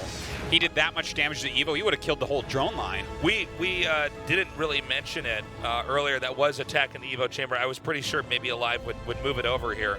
Yeah. Well, Alive, I guess, he's very busy at this point trying to stay alive. Now, he is about to have 2-2, and +2 carapace just starting. So that is a big deal, but just the amount of units this SortOf has makes this so tough. Ooh, and he just nails that. The units he's teched up to, like tanks and liberators, don't help anywhere near as much as just having enough Marines. Now, the fact that the Roach count has been rebuilt, the lings are continuing to come forward. We have a lot more SCVs being killed off here. Oh, man, and some of those Corrosive Biles connecting on the medevac. Oh, man. Almost no energy here as well. Yeah, he's just kind of pummeling through right now. But Alive, he's continuing to do what he can. He's going to lose that factory. Looks like another siege tank should be going down. He's lost a bunch of medevacs, just a few Marines being made. And you can see now the biles are being spread out in such a way that it's hard for the Marines to advance on it. It's hard for these workers to mine. Yeah. Maybe too little too late here for Alive. Well, with the 2-2 and more coming out, he might be able to push back these Ravagers over time. You can tell when SortOf is starting to identify that the push might be reset when he starts to remake a ton of roaches before then going back into mass lings. He's kind of gearing up for the next big swipe. Yeah, these 0-1 Lings are not faring that well against 2-2 Marines. They're just to buy a few extra shots. Oh, man. These medevacs have actually eaten a shockingly large amount of corrosive bios. We can tell that because that's the only thing that can hit air in this attack. Yeah. So if they're taking damage, then it has to be from that. He sent Queens down here now. Now, can Alive actually push back? The rest of the Roaches have grouped up. There's more Lings being made. Close call there. One Queen up here. Look at that. He's actually repairing that factory. More and more Ravagers being created. Now, if he can force the command center to raise up, by the way, taking out those depots is very important. He needs to have enough surface area for his Roaches to come in. SCVs are being pulled out in the front. He's actually setting a tank on high ground. That definitely will help. Some good micro coming down. Oh, God, he's losing more and more medevacs during all this. He's really lost a lot of medevacs overall. And the two siege tanks, actually, he holds it. Yeah. There's no way you're breaking that as SortOf. Well, I think SortOf just has to kind of rinse and repeat here, but I think the upgrades are starting to catch up right now for Alive. And Alive never lost a command center. We got to point that out. That's true. That's true.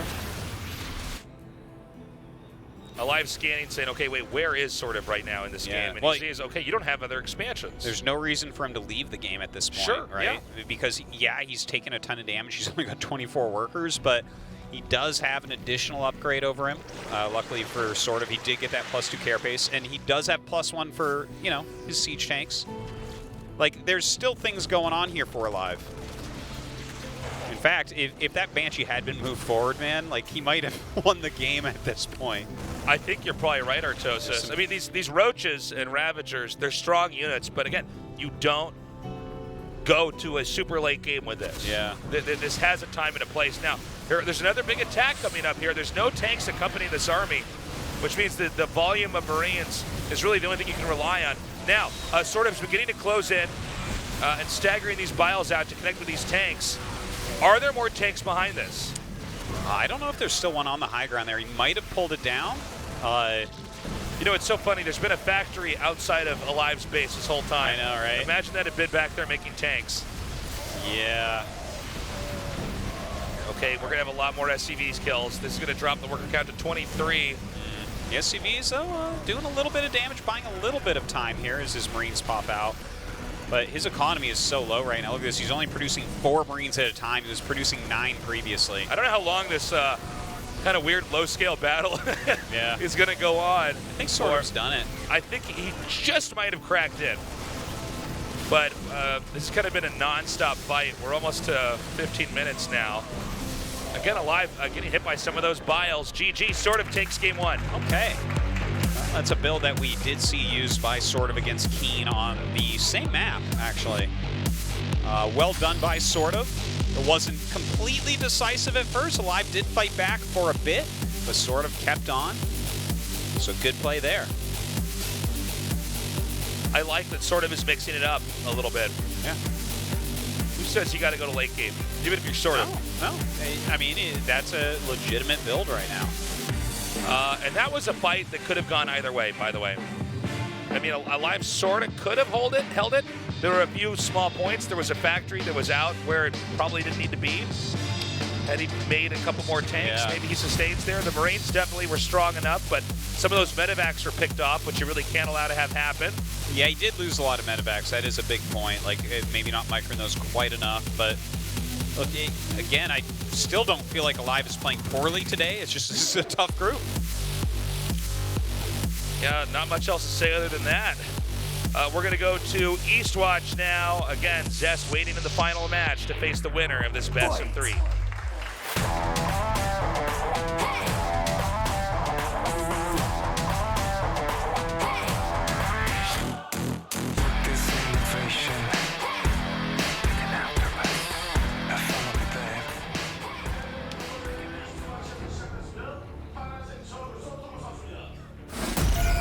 Meliora Esports, SortOf. One game from the rematch against Zest.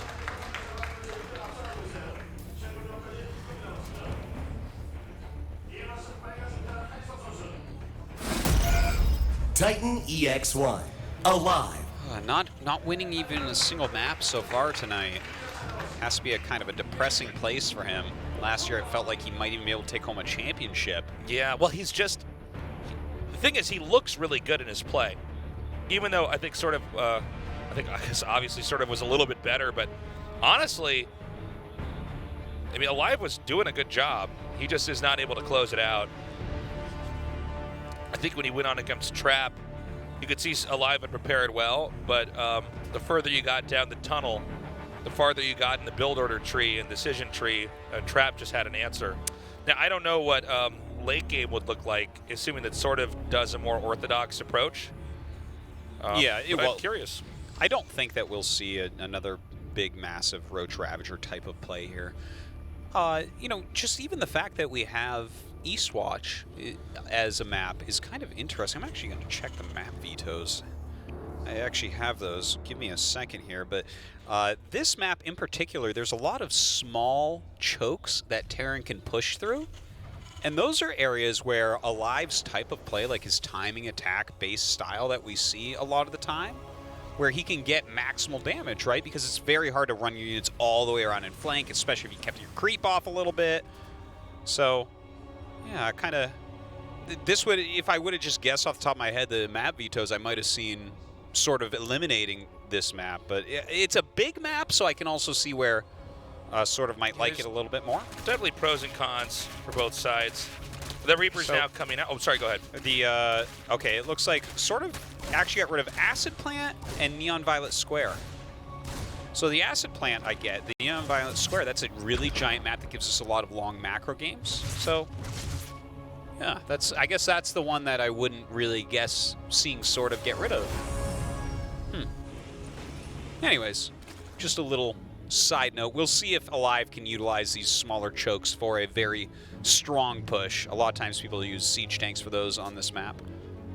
Yeah, it's funny with Terran. Sometimes you want to be kind of wide in the open with some of your attacks so that you can fork out your infantry in various directions. And then other times you want to be in a really tight, kind of narrow hallway where you can fight and the other player can't really get all the damage out, or they're eating too much damage before they get close to you. Yeah, well, Marines stack up close together and have a huge damage output based on like their area, right? Whereas you look at things like Zerglings, for instance, you really need a lot of surface area. Or you know, as another example is the Roaches. Initially, it didn't look like Alive was going to get busted until those depots were torn down, because we've seen this happen so many times in games. But if you have a position where your Roaches are running around in the back and some aren't doing damage, you're probably going to lose that fight if you have two good players playing.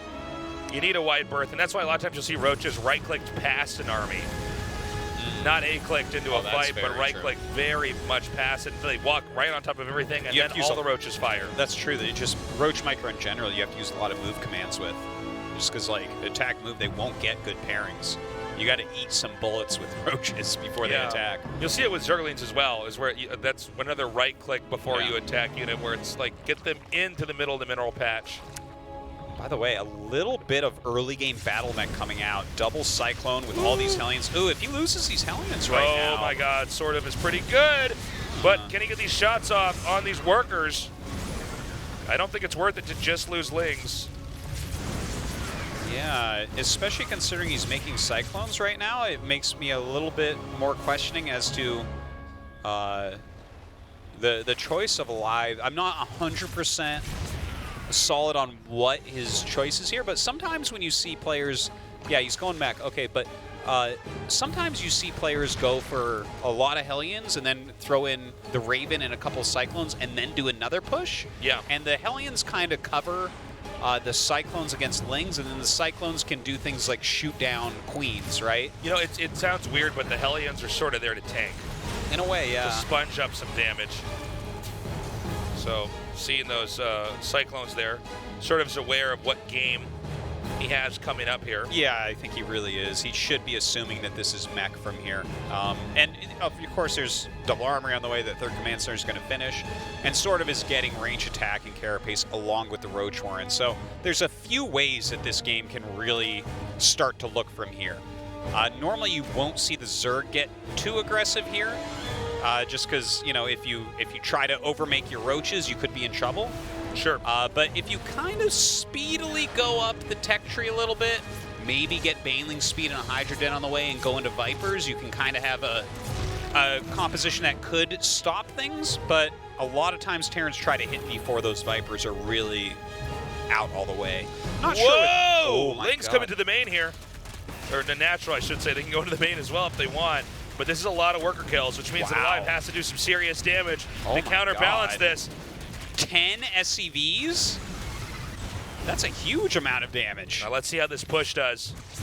It looks like they're going to have to fight the Roaches and the Queens before they can get to where the drones are. Transfuses spread out very nicely here. We have 3 drones killed, but that's where it's going to end as this push is now slowly driven away.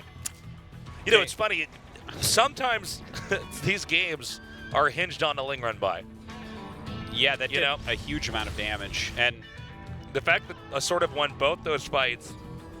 Yeah, right? Like, well, Alive threw the 6 Hellions in before and they didn't really do anything. And and then he had like less Cyclones than he could have had for this attack because he had to remake Hellions, or maybe that was his choice all along, but then he had less shielding for the Cyclones. He didn't cast any spells off of his Raven. And it's like SortOf is just in complete control in every way. Well, is this going to work up here, this little attack? No. Or is he just trying to utilize the Roaches he already had to get to see, okay, can these things do I think anything more? You poke, you do what you can, but with the double medevac with the Thors, there's no way that you really can do anything here. The Thors can kill all that. There's nothing I love more than seeing Hellbats chase Roaches Artosis. Yep. That's a good one. Most slow speed chase ever. It's one of the most epic battles. That's right. The medevacs are going to come around now. We're going to have Thor drops. We have our Thors in fetal position right now. Just little knees tucked up. And I wonder what's in that medevac. Yeah. Just imagine it flew too low and hit one of those obstructions. Oh my god, it would hurt your knees so badly. Oh yeah. Okay, now here comes that drop. On creep the Roaches and Ravagers scrambling to get up here. Ooh, really damaging this Hydralisk Den. Looks like they will be able to kill it with no problem. Yeah, and that's one way you can utilize those Thors. Yeah. It's hard, even on creep. Thors do so much damage. Alive tries to poke it again over here. And seeing now that Hydras have been added into the mix. But these Hellions are ultimately picked off. Only 6 drones killed. Yeah. And you know what? The Hydras are there, but he killed the Hydralisk Den, so he knows that no attack can come in anytime soon. Oh, yeah, excuse me. I said that Den was killed, and then I'm like, but I also see that there's Hydralisk here, so he knows those units are around. Well, he doesn't have the Hydralisk upgrades yet, so it's like kind of hard to do anything right now. Yeah. He's making his Vipers, so that's really nice. And you know what? Like, I wonder if Alive is going to really try to hit this attack with 2-2, right? Because we see this a lot of the time where the Terran tries to max out and they try to hit when it's Roach, Hydra, Viper. He has some of the right tools. He's making some Vikings to push back the Vipers, because it really comes down to the Vipers. The Vipers have to kind of like help out against siege tanks, or the siege tanks that the Terran have will destroy the whole army almost by themselves. But you know what?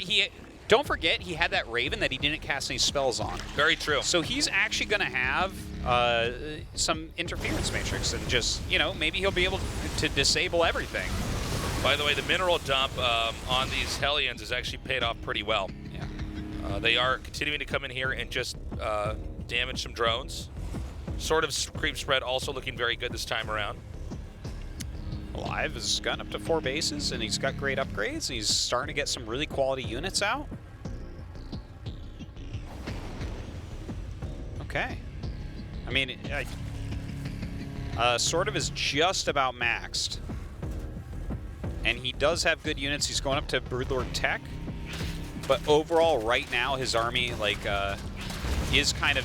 Oh, I like this move a lot from SortOf. Anything he can do like that right now. Yeah. Trade out a few of these lower tech units for some damage and keeping your opponent on the defensive. Yeah, or even some of this more subtle stuff like just denying the gas. It matters a lot when you're meching, Yeah. Alive now with a sensor tower set up here. The Hellions 4x4. They continue to come out here, and it's really impressive because the number of drone kills, look at this, 14 already. And at this point, you know, for Alive, he ends up with his excess minerals. He has nothing to really spend it on other than some of these Hellions. Then can come out and just continue to knock down drones. The Zerg's investing with the Larva more workers to try to equalize out everything, and that's just less of an army later on for SortOf. And here comes that push, Artie. Yeah, okay, so he's about 20 supply down right now. But let's see what he gets done with his army. These siege tanks are so crucial. If he can keep the Vipers back, the siege tanks really can clean up. Oh, here come the Vipers from the side, actually. Some great Blinding Clouds go down on the front. A one on the back there as well. Okay, Blinding Cloud blanketed pretty nicely, but still in the back are enough tanks to continue to dish out damage. Alive with, I would say, a fairly favorable exchange. The Vikings, though, still eating a lot of damage. They need to get rotated. Yeah, the Parasitic Bomb doing a ton right there. The Vikings so low at the moment. And now with Broodlords out? Okay, and those Vikings actually stayed alive a little bit longer. We might have a different situation, but there's really no easy way to contest this. The tanks are running away. They're not the fastest. Oh, my God, these Queens kind of get in the way of some of the Zerg's army. Yeah. Looks like a double medevac drop headed down to maybe divert some of this attention. This Broodlord push, definitely a scary one. He actually might just want to go for it here. I think Alive kind of tripped over himself here with this attack. I mean, he just wasn't watching those Vikings. He has a ton of transfusions. He has these 3 Vipers with high energy as well. Yeah, he absolutely should try to push something here. Get done what he can. Okay, the Queen's here for cover and transfuse are going to keep these Broodlords alive. The Broodlords are alive. There's nothing the tanks can do. This planetary, a key location for Alive to have any map dominance, is being driven away. We also see SortOf hitting down here at the bottom to try to bleed in with some more of these Lings. There is a little counterattack happening from Alive with that double medevac drop. Looks like he kills off the drones that are in the main base, so a little victory for Alive, but losing this base is definitely not good news for a Terran. I think, though, SortOf might actually be able to push all the way home here. Yeah. And these tanks, if they can't get up the ramp, they will be taken out with just this sheer number of Broodlings and Hydras. Again, the tanks can't really combat the Roach Hydra unless they're in siege mode, but if they're in siege mode, then the Broodlings can once again hit the ground. Great Blinding Cloud there. Some nice abducts on the Thors as well. The Blinding Cloud really lasting a long time. Another just clutch Blinding Cloud. And I think that's it for Alive. He's not going to win a single game today. Wow, and this means even SortOf, while losing his main, is still going to close this game out. Looks like we got a rematch. Artois. Yes, I think so. Teslas. GG. Okay. SortOf takes out Alive 2-0. Pretty convincing fashion. Alive having a bit of a hard time. I feel like there was a couple questionable decisions that game from Alive. What can you do, man? It's StarCraft. It's tough stuff. SortOf is looking pretty hot. Well, that was a big issue, if you recall, from his interview earlier on. I almost forgot. Alive. I feel for the guy, but yeah, I mean, this is a tough group. And there were just some small errors in his play that the other players didn't have. I am a little bit concerned for SortOf. He did seem to, he could have lost all his drones to that Banshee in game 1. He could have had the hold been a little bit better there by Alive. It could have been a different result. Anyways, it's all going to come down to our final best of 3, Zest versus SortOf. We'll be right back. –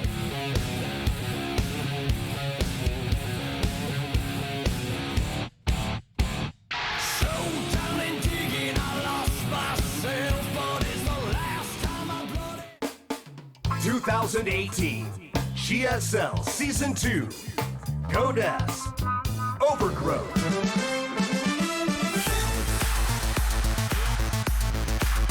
Let's go.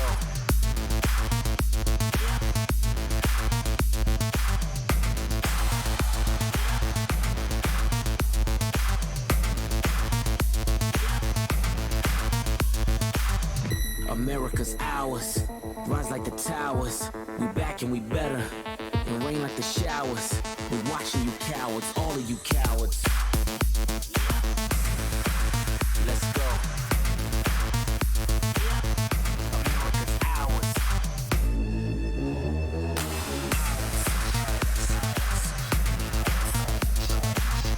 America's ours.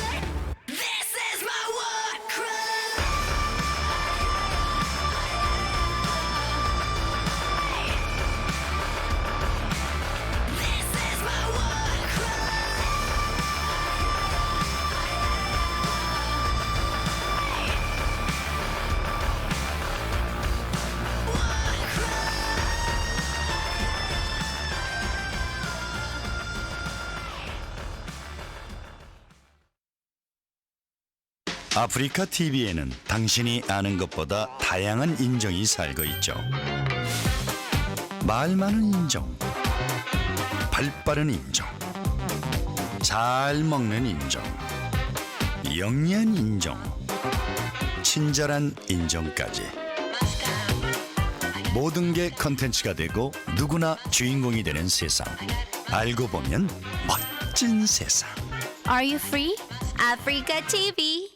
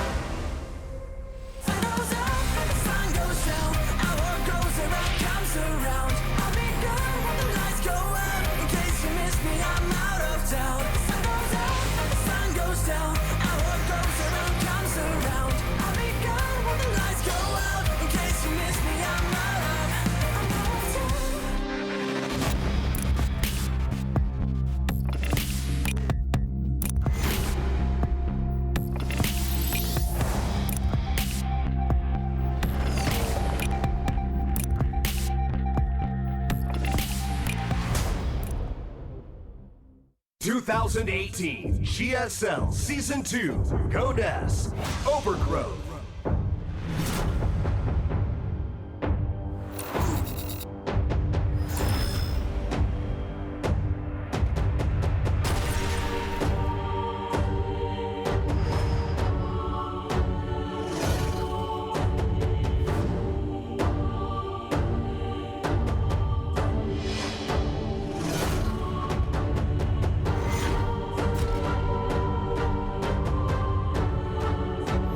소환까지 내잖아요. 그러면 병력은 나가 떨어지고 있어요. 키는 완벽하게 방면했습니다. 네, 추가면역까지 올라와 보지만 힘 앞에 굴복하고 갑니다. 제재!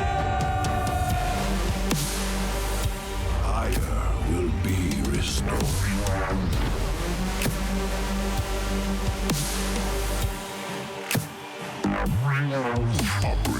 김대엽을 못 넘습니다. 김대엽은 오늘 완벽함으로 김도훈 선수를 잡아내고 있어요. 제재!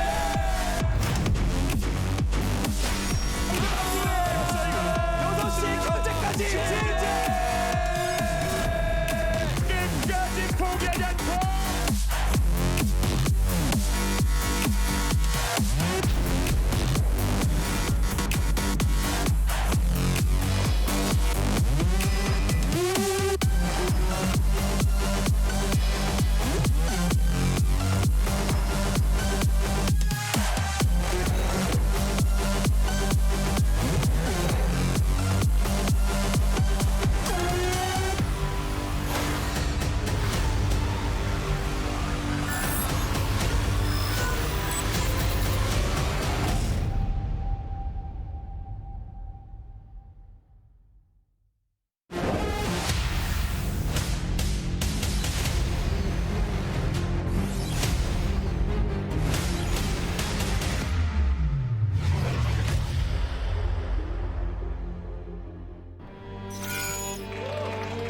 (2018) GSL Season 2 Goddess Overgrowth. One thing, I don't know why. It doesn't even matter how hard you try.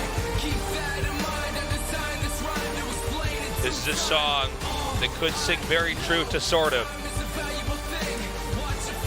He tried so hard. He got so far. He put so much effort into his builds, but in the end it might not matter. Tosis, he might be knocked out of the GSL. Well, I think it will matter, and I think that he can take out Zest here. Like, looking at how he ended up losing to Zest overall, like, if I really look at it, I think that SortOf can absolutely win this match. Like, the game 1 he lost to Zest's most standard build, and game 2 he got behind and won, and then, like, game 3, well, that one was a little bit weird, but guess what? We're not going to Eastwatch again because SortOf banned it this time. All right. Our players are now in the lobby. We've had 2 non-Korean players, 2 of our international players eliminated from the GSL. Sort of right now, he's burdened with carrying the mantle of everybody outside this small Asian peninsula. Korea is so dominant in StarCraft. Can Sort of survive? Can he get past a 2-time GSL champion? This is not his first rodeo. He's competed against Koreans for some time now out here in Seoul. Indeed. It's all culminating to this moment. Let's go. Fight!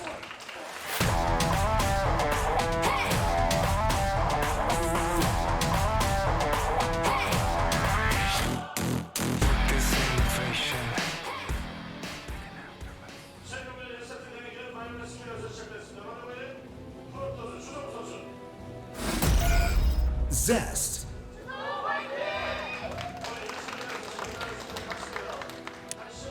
Woohoo! Watch this. Qua? Where's the hatchery? Meliora Esports. Sort of. Buttertosis. That's not where you normally put a hatchery. If you're a smart Zerg player, I think it is. Look at that, at the gold base. Yeah, it's a good play. I did see Zanster and No Regret, homies of Sort of. Yeah. Talking to him about what to do in this game. Did they say gold base? Luckily for you, I am able to read lips at least the distance of this studio, and I did see gold base. Yeah, sick. Yeah. Well, he listened to him, and you know what? It's a good play. At gold base. Yeah. You know, if you defend this correctly, that's the hard part, right? Is defending the right area. A lot of times, Protoss goes into a few adepts, goes into Oracle, tries to abuse the fact that you're kind of far away. Your bases are, rather. And so it's hard to have enough units in both locations to defend the harassment. If you start losing drones like that, it can get rough. But, I mean, I just think, in theory, gold bases are almost always good to take against Protoss. It's just getting enough practice of how to hold off whatever Protoss is going to do to you with this. You know, it's hard. I think big picture here, the problem for Zerg is just that the creep's not yet connected. It's a larger distance and a little bit trickier to defend than if you had just, for instance, taken your natural. But the benefits are so huge. They are. And the question is, what will Zest do in response? Well, it looks like he's going to do what basically every Protoss does against gold bases for quite some time now. Some Adepts and some Oracles. See what you can get done with this. I wouldn't be surprised if he takes his third base in the back pocket this game, too. Quite a few lings, yeah, huh? Artie? What? These lings are going all the way around. Yeah, they are. That's a lot. Look at that of opening. circles. That's a lot. This looks to me like a no regret special. This is yeah, exactly. This is hold on. That looks to me like a defense against a no regret special. Okay. Adepts were in position. I was wondering if they were going to be moving out to try to harass drones, and these lings will come in here and do a lot of damage. Good control so far here from Zest. Yeah, it really is, but he needs a full wall. Oh, they get in before the full wall is made. He's still got these Adepts, so he's got an Oracle that's going to be popping out. Oh my God, the last shortly. ling in the main was picked off. So now he has to get this gateway down, and he does. Oh my God, he surrounds everything here. That Adept will be going down. So will quite a few of these probes. Wow, look at this. Okay, the Oracle's out. He needs to try to avoid it at all costs. Oh, but the Oracle's actually chasing these lings into the main base. I feel like he needs to go to the wall, and the wall has to get up. He has to protect the pylon. Like if GG! Yeah, that's it. We are the world. Minus Korea. We are one. Why do you hate Korea so much, Jesus? I love Korea, but I do like seeing some of our non-Koreans move on. We are the world.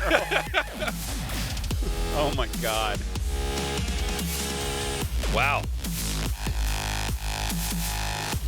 That was cool. Yeah, no, it was a good rush. I am going to ask, I'm going to go find No Regret after this to be like, did you encourage that? He's got a lot of good sneaky builds. Yeah. That was definitely a sneaky one because normally against a gold base, your opponent is playing a little bit more economic for a little bit longer. And in that case, you want to be out on the map with the Adepts. You want to make Oracles. Here, he didn't seal up the wall quite quickly enough. And now Zest on the brink of elimination in the round of 32, a guy that normally can just win a GSL. Might just be going home today. Okay, we're going to Catalyst. SortOf with a quick win there. Really smart strategy. You go for the gold base, everybody thinks economy. It's not like the gold base is like, wow, he has so many more links now. No, you just start to streamline those links. He gets in there at that great angle going around like that. So smart. Yeah. I don't think we're going to see something like that in the game, too. I think SortOf wants to go for the long one. Absolutely. All right, let's go. Fight!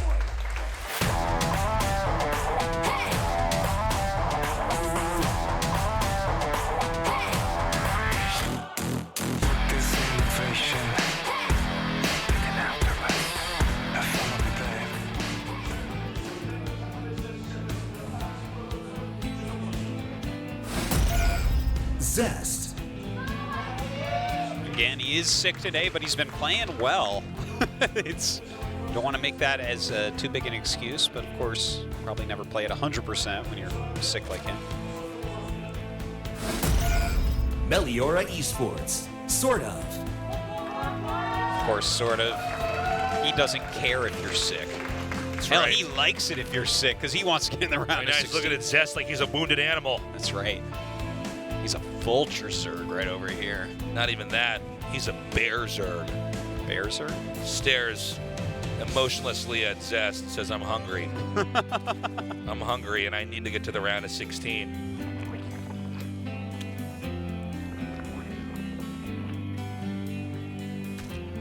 Be a big moment for SortOf if he's able to take this down. Zest has to applaud his absolute best play. We've already seen the laser in Scarlet Fall here. Yeah. You know, Xanster will be coming up soon. That's right. Doesn't end with SortOf. That's a tough group, though, Xanster's group. I feel like it is, at least. I agree. Yeah. But and not that this is not a tough group. It is a tough group, but I don't know. I'd go with my gut, Tasteless. So again, SortOf is a player that we normally associate with, long games. He wants to basically make as many correct defensive plays and get the healthiest economy that he possibly can. By the way, Zest is being really annoying with his pro back here. Like I was just gonna say when you stopped that this is like you can see how tryhard he is right here. Like Zest is. I want to see the APM tab come up because he is like booking it right now. Like, you normally don't see a probe not pick up minerals for that long when doing that harassment. Okay, here's the drone for the third base. And Zest is going to have to head back out now. Yeah, he's got that Stargate on the way. See what build order he follows up with. He's been using this every game. Just adept into Stargate against Zerg. Zest truly a master of some of the builds that come off of this. I feel like he's just going to go straight into, the Archon drops after Oracle with Charge. It seems to be his most confident build, and it killed SortOf straight up in game one. Well, it was so well executed as well. It was. I mean, he first of all juggled the Zealots so well in the fight. The Archons weren't even taking damage before. There were at least 18 drones killed, I believe exactly, in that game. And then he managed to just push through. I mean, it's a strat that a lot of times can damage a Zerg and cause them to limp into the later part of the game, and then you come in there with a closer, but he actually just ended it right there. And I was worried for SortOf when we started this out, because I thought, wow, that's just such an incredible loss. Now, look at this, okay? This is exactly like we saw in Game 1 against SortOf in Match 1. While the Overlord is there, he shows the Robo and he shows the two gases. Okay, that's like, the thing is, his build order's tight, right? He might just be like, I don't care if you know what I'm doing, but SortOf has a ridiculous amount of information right now. Of course, you might get thrown off and think, oh, is it mind game this time? I don't think it is. I think Zest is just going to do the build he's best at, he's most comfortable with. Okay, that Roach Warren on the way. Here comes the Phoenix. It's there to disable the Queen. Ooh, SortOf kind of putting that back a little bit. Now he should be targeting down. Okay, SortOf actually has done a really good job here. Yeah. Oh, he only got 2 drones. Yeah, and the Oracle was almost picked off. SortOf basically knew this was coming, had a second queen coming up to get that extra bit of damage. Okay, let's see where SortOf stops on drones. I actually don't know the answer of where you're supposed to stop and start on roach production, but it's going to have to be pretty soon. 5 gates being added, so we're going up to 6 gates right now. 6 gate Archon charge. Going over to take Archons. That's what I called them when I started playing StarCraft. Oh, little Tosis. I don't know how to say My that little word. Tosis didn't know how to read. I love you, Artosis. No, I know how to read. CH makes ch. Idiot. What are the Literally, other, you're the one that doesn't know how to read. What are the other ones? Yeah, but Archon's a word, actually. What are the other ones Yes, that it's a people word, Tasis. commonly misread? Because Mutalisk is one when people first started going to tournaments that nobody. Nobody. I heard Mullalisks from some people. Mollusks, yeah. There were a couple where it's like, oh, you haven't actually spoken to this game about anybody yet. This is before streaming existed. Charge is on the way here. An observer going to be coming out shortly. The harassment begins, but is he actually going to pull the trigger and make a bunch of zealots with this? You don't have to make the zealots to attack with right now. In fact, it seems like sometimes that's even the better option. Yeah, like he went for the zealots in the first time, and this time he's not. He's just kind of chilling. He's doing just light harassment with this. A lot of roaches are being made. Maybe I think what it is Zest knows how to read this perfectly, and I don't. So I think he saw something and was like, okay, the charge Archon is not going to quite do it this time. Well, you know, so he's focusing on getting things like a Forge and Immortals more quickly. You know, also, keep in mind that these guys have played it once already, so maybe he wants to open up a certain way and then really shift gears. Sure. Hoping that maybe sort of over-defends here and then has useless units later on, and Zest can win with a strong closer. Yeah. Well, he's making a lot of roaches, but he's getting right into the Hydras too. So, you know, this is kind of somewhat standard what we're seeing from SortOf, and it's got solid transitions into longer macro games and everything, right? There are non-stop Immortals coming out for Zest, so that's really good. He's getting those in plenty of time that he should be feeling pretty safe. He's gotten a lot of the creep. Nice stuff.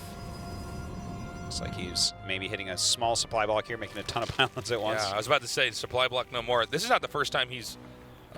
Was it against Trap? Yeah, he had that supply block as well in that big attack. Yeah. Look at that. This might be actually Zest being physically sick, kind of showing itself. If you're sick, you're not going to play your absolute best. Imagine if you did, though. All these players, we find out they've been like giving themselves mono and stuff, just like, perform to where they need to be. It's like, is this against the rules? Really? Is this cheating? To be sick. So it's a performance enhancing. It's performance enhancing drug. Is to just be with a really high fever. Okay. Oh gosh, I don't think that this is a good attack from SortOf. Yeah, the spread again. I'm not going to overcall this one. The Archon's already taken out some of these Ravagers. Hydra's now being shaved off by some of these Zealots here at the bottom. Yeah. As Zest's army is just engulfing everything that SortOf has. I'm surprised SortOf attacked here so quickly. Like, oh my gosh. I mean, it was only 2 Archons flying around harassing him. You had to know there was units at home. That's not like a standard attack timing. Yeah. I feel like SortOf got ahead of himself here. I think that the timing itself was almost like an anti-timing. Now, is Zest going to push the issue? I think he might as well. I don't feel like this is something Zest gets to practice because the attack seems so ill-fated. But definitely after he killed off those Ravagers and Hydras, those are the higher tech units in the fight. You might as well try to push in. That's a lot of Immortals right there. As long as those Zerglings get picked off, the Immortals are going to clean house. Look at this, a big Warpin as well. Just crushing through the army on the right. The left one getting charged down by Zealot Archon as well. Zest is going to win fights on every front here. Yeah. And this should bring us to game 3. Kind of a confusing game from a spectator standpoint. I'm not sure what SortOf thought he was going to accomplish with that. GG, Zest wins. Yeah, I'm very unsure about the decision to actually commit to an attack there, and he came in from a couple sides like he had a ton of units. His unit count wasn't really that high. Like, it was like roaches, and then we have like a couple Ravagers and a handful of Hydras. I'm not so sure about that one. Maybe sort of just getting ahead of himself, a little bit excited. I mean, you have to be a superhuman not to get the wiggles on the verge of defeating Zest to get in the round of 16 of Code S. It's been a bumpy ride here for SortOf. It's all coming down to this one last game. It's going to be on Blackpink. Okay. Possibly the two handsomest players in the GSL competing for that round of 16 spot. Zest even handicapping himself, covering half of his face. That's right. Taking away half of his handsomeness, some might say. Okay. That's his cosplay beard to look more like SortOf. It's really poorly done. Yeah. It doesn't even have a mouth hole. Clearly, yes. Our game's loaded up. Let's go. Zest versus SortOf. Fight!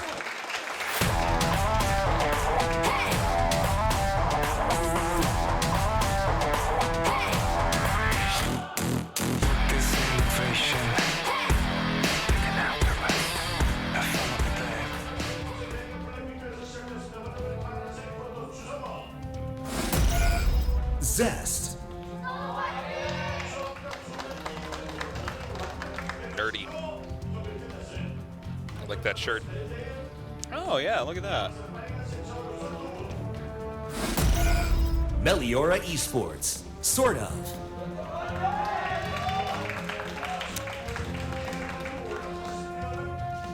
I wonder what SortOf is feeling right now. Well, I hope not too much. I hope he can put all this behind himself. Ideally nothing. You just do what you practiced. Yeah, because, like, in Series 1, I was actually more confident for him in that series and in a possible fifth match of the night against Zest than I am right now. Because these first two games, first game he plays kind of outside of his norm with the Zergling all in and busts Zest, and that's a win, and that's great. But then when you look at the attack in Game 2, how ill-fated it was and how an instant counter just killed him, like, you have to look at both those games and be like, wow, I guess so far in this series, SortOf hasn't really shown us a whole lot. So can he kind of revert to his norm and, you know, play a solid long macro game here against us like he did in the first series? You know that feeling when you're playing in an important match and then you almost feel like you're watching yourself? Yeah. That's when you know you're in trouble. You're like, uh-oh, I'm not just like zoomed into the game. I'm not just doing what I've memorized. It takes so much discipline to play StarCraft at the highest level because you know, a lot of times you've mapped out in countless games over and over every possibility. Yeah. But then it comes out, can you do it? Well, if you can't relax and focus at the same time, it becomes very, very difficult. You start overthinking things. Yeah, you start missing stuff. You're overthinking. If you overthink in a game of StarCraft, that's the easiest way to lose. Yeah. Which is funny because there are certainly times where things get weird and you have to try to really think and use your cognitive abilities, but so much of it really is muscle memory and already kind of knowing what to do at all moments, especially at this level. Well, same old build from Zest. This guy's for reals serious here. Where does SortOf go? I think he's just going to play this reactive game. Yeah, I don't think we're going to have anything that's going to attempt to end the game right away. Okay, Adept is canceled and pulled back out. Damn, I tell you, the games today, though, this has been such a good day of Code S, and overall, I think this has been our best round of 32 we've ever had. Like, this is the fourth day of the round of 32.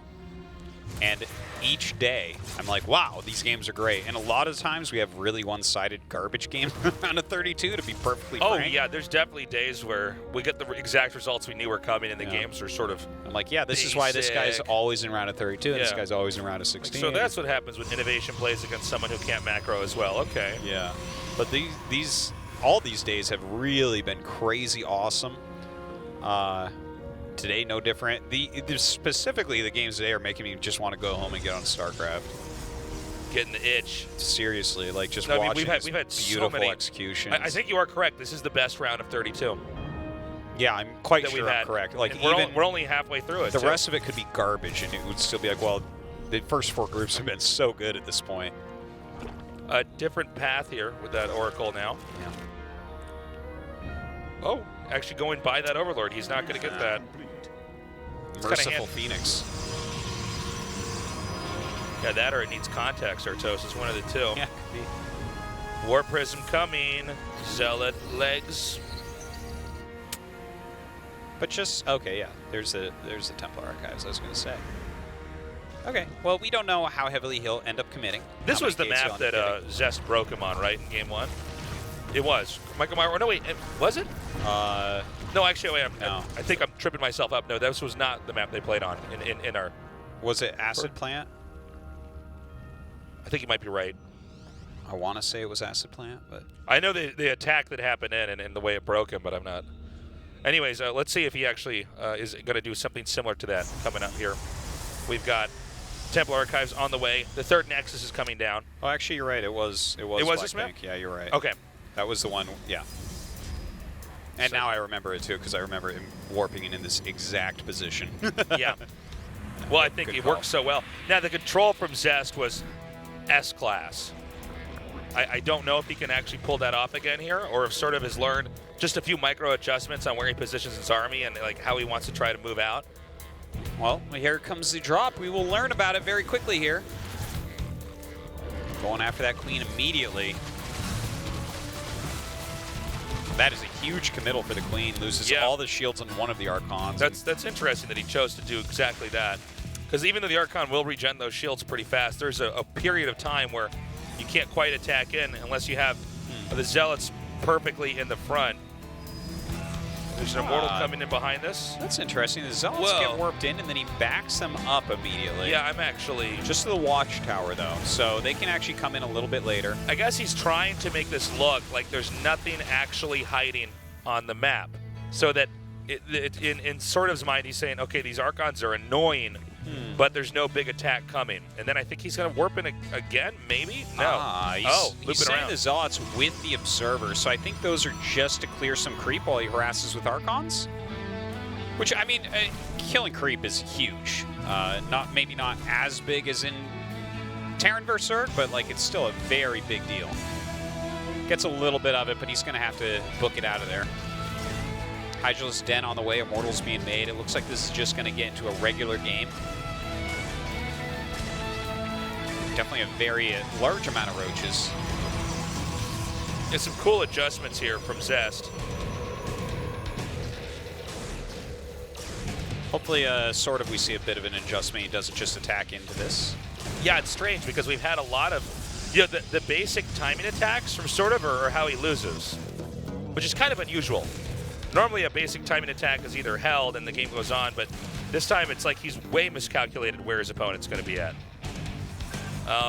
So I don't know. I don't know what the deal is with that. SortOf had incredible late game in some of his other games here. And then, of course, he won with some quick rushes. Well, Blackpink gives us really crazy, awesome late games in PvZ when we get to see him. Psystorm is on the way, so it's feeling that way. Drop Lord's coming up. Okay, this is where SortOf is going to start turning on the aggression. Now, Zest is moving out at this exact moment. Let's see. Oh my god, oh my god, oh my god. Whoa, careful.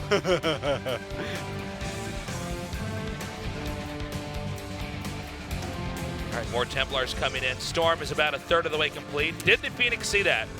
Well, it technically flew by, but we don't know if Zest actually saw. We don't see anything in the main base right now, so I'm thinking probably not. Warp Prism also out here.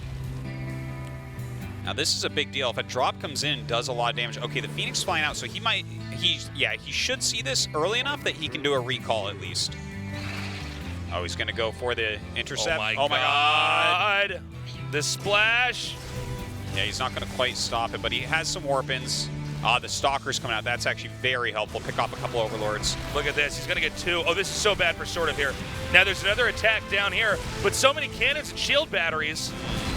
Again, recall is available. A decent amount of units actually get out of the Overlords. He is warping in more units, and that Immortal helping so much.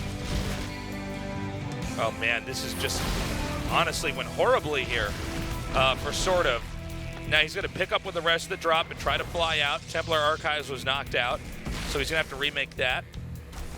Yeah, but overall, this defense was really immaculate by Zest. Yeah. He's in a very good spot after this. SortOf going to continue to get some upgrades.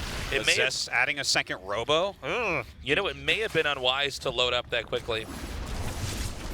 Maybe he wanted to push out a little bit more, and then if he's spotted, he can back up. Because once those overlords are loaded up and the army's coming, then you can't really do anything. Now you mean like move into a better position then load? Yeah. Yeah, maybe you're right Because about when that. the overlords are spotted, it's like, it's a very straightforward move. Yeah. You don't need to be code S to get ready to take on to just rush those drop overlords. Ooh, another drop just being picked off immediately. You know, a decent amount of stalkers being warped in to help defend against this that. is getting worrisome here. Yeah. These zealots are doing so much damage. This 4th base, again, it's not 5 base, but 4 base is just not doing that much. And now we see Zest pushing out on the map. Now, SortOf is going to continue to try to drop and harass. I don't know if it's going to work. He's committing a lot to this. It looks like he gets a forced cancel on the 4th base, rather, and saves his own 4th, so those are good moments. Ling's coming into the main. Yeah, a drop up into the main base here gets absolutely 0 done. So that's 8 roaches and 2 drop lords gone. The Ling harass, though, I mean, it cleans up the stalkers. I guess that's about all it does here. We might have another fight here in the map, but with this many immortals, you got to be worried for any of the roaches that are here in the front. Storm could come down here as well. Oh, God. He actually loses one of the high temperatures, finally gets a Storm off. But a decent engagement here still for Zest. I feel almost as though SortOf is broken at this point in time. We're seeing kind of odd moves, like he's corrosive violating force fields that he's running away from. You know, these are not good signs. All right, where does SortOf go from here? He's massing up a bit. Does he have to just get defensive? I think so. Like, every attack he's done has basically been thwarted completely. He forced a cancel in 4th. That's the best thing he's gotten done so far, though. Every drop has, I would call a fail. The Zergling run-by was semi-okay.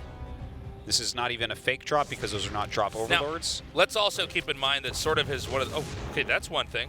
SortOf's definitely been a player that's been able to stabilize. Yeah, absolutely. So I don't want to say that this is over, but I will say it's looking grim for now. Yeah, well, Zest has like a great amount of production, a solid economy. He's got the 2 robos going on. The hive just now starts. He's got a drone in this army, Taste. It's like a brood war army with too much going on. Okay. I don't know, with the Psy Storms. Yeah, well, there's just a lot of screens of action here. We can't even quite zoom out to see it all. Yeah, this bottom part, he starts to chase, and that has to run away. But man, hold on. Look at this counter. He might be able to just smash his Nexus. Looks like a recall goes down. Okay, well, even if he he will not smash that Nexus. No. The Storms blanket that army. And even though they're both at 135 supply, the army is definitely superior here for Zest, as well as the positioning. Nothing sadder than watching Hydras run away, not on creep. Everything kind of getting chased down. Zest gaining value everywhere here. Oh man, he's even gonna flank into these Ravagers that were just made.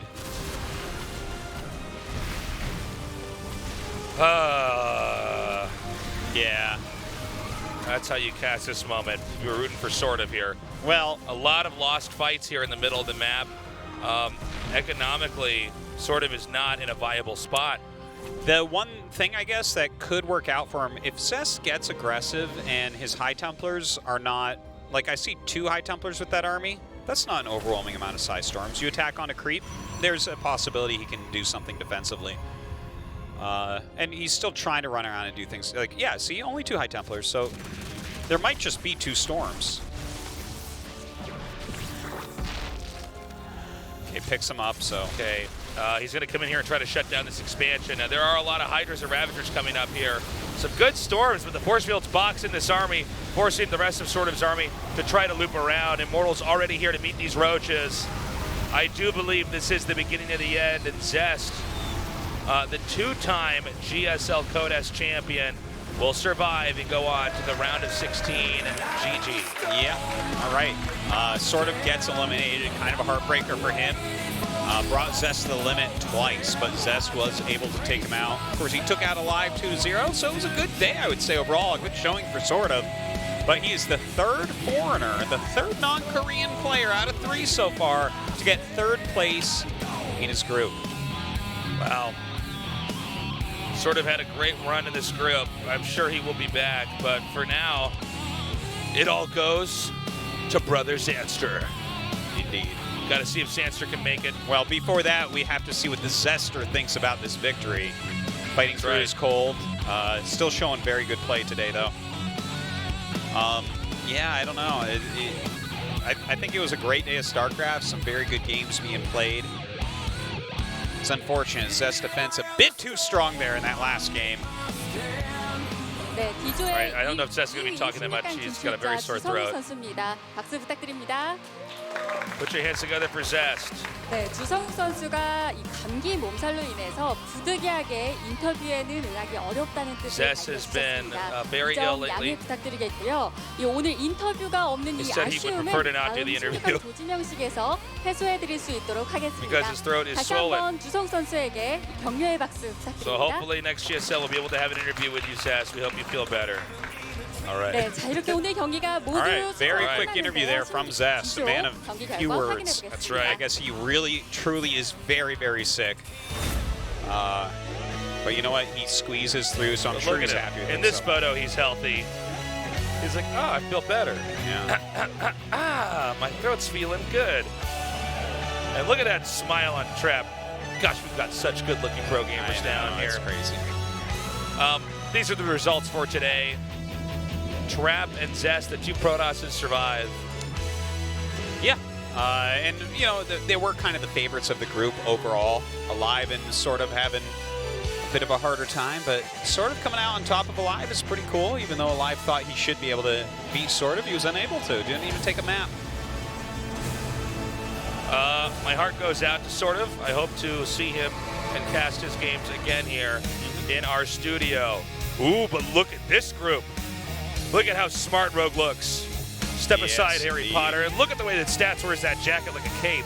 Oh my gosh. But y'all with his cool-looking hat and Emotion rocking these awesome glasses. Emotion with his first code S That's as well. right. Yeah, what's with that white baseball cap? I know. That's a really fun group for me. And after Labor Day, I mean, this is unbelievable. You're so funny. But yeah, three of my favorite players in the world. And then, of course, look at that. Stats looks like he's ready to draw a sword. Oh my gosh, maybe that's why he wears a jacket like that. Probably he'll draw a shield instead, being the shield of That's Iron right. and He all. just has a shield. He's like Captain America. Yeah. Except he doesn't throw his shield because that would be stupid and you lose your defensive That's right. When advantage. Captain America's throwing his shield.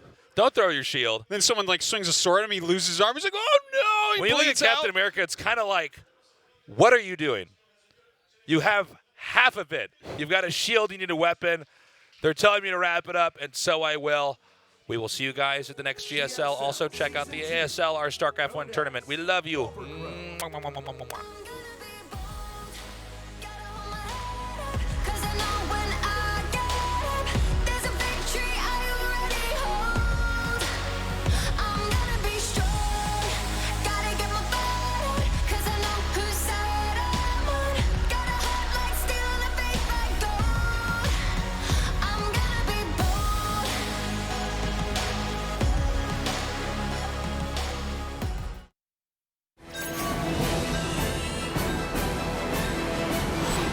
Game activated.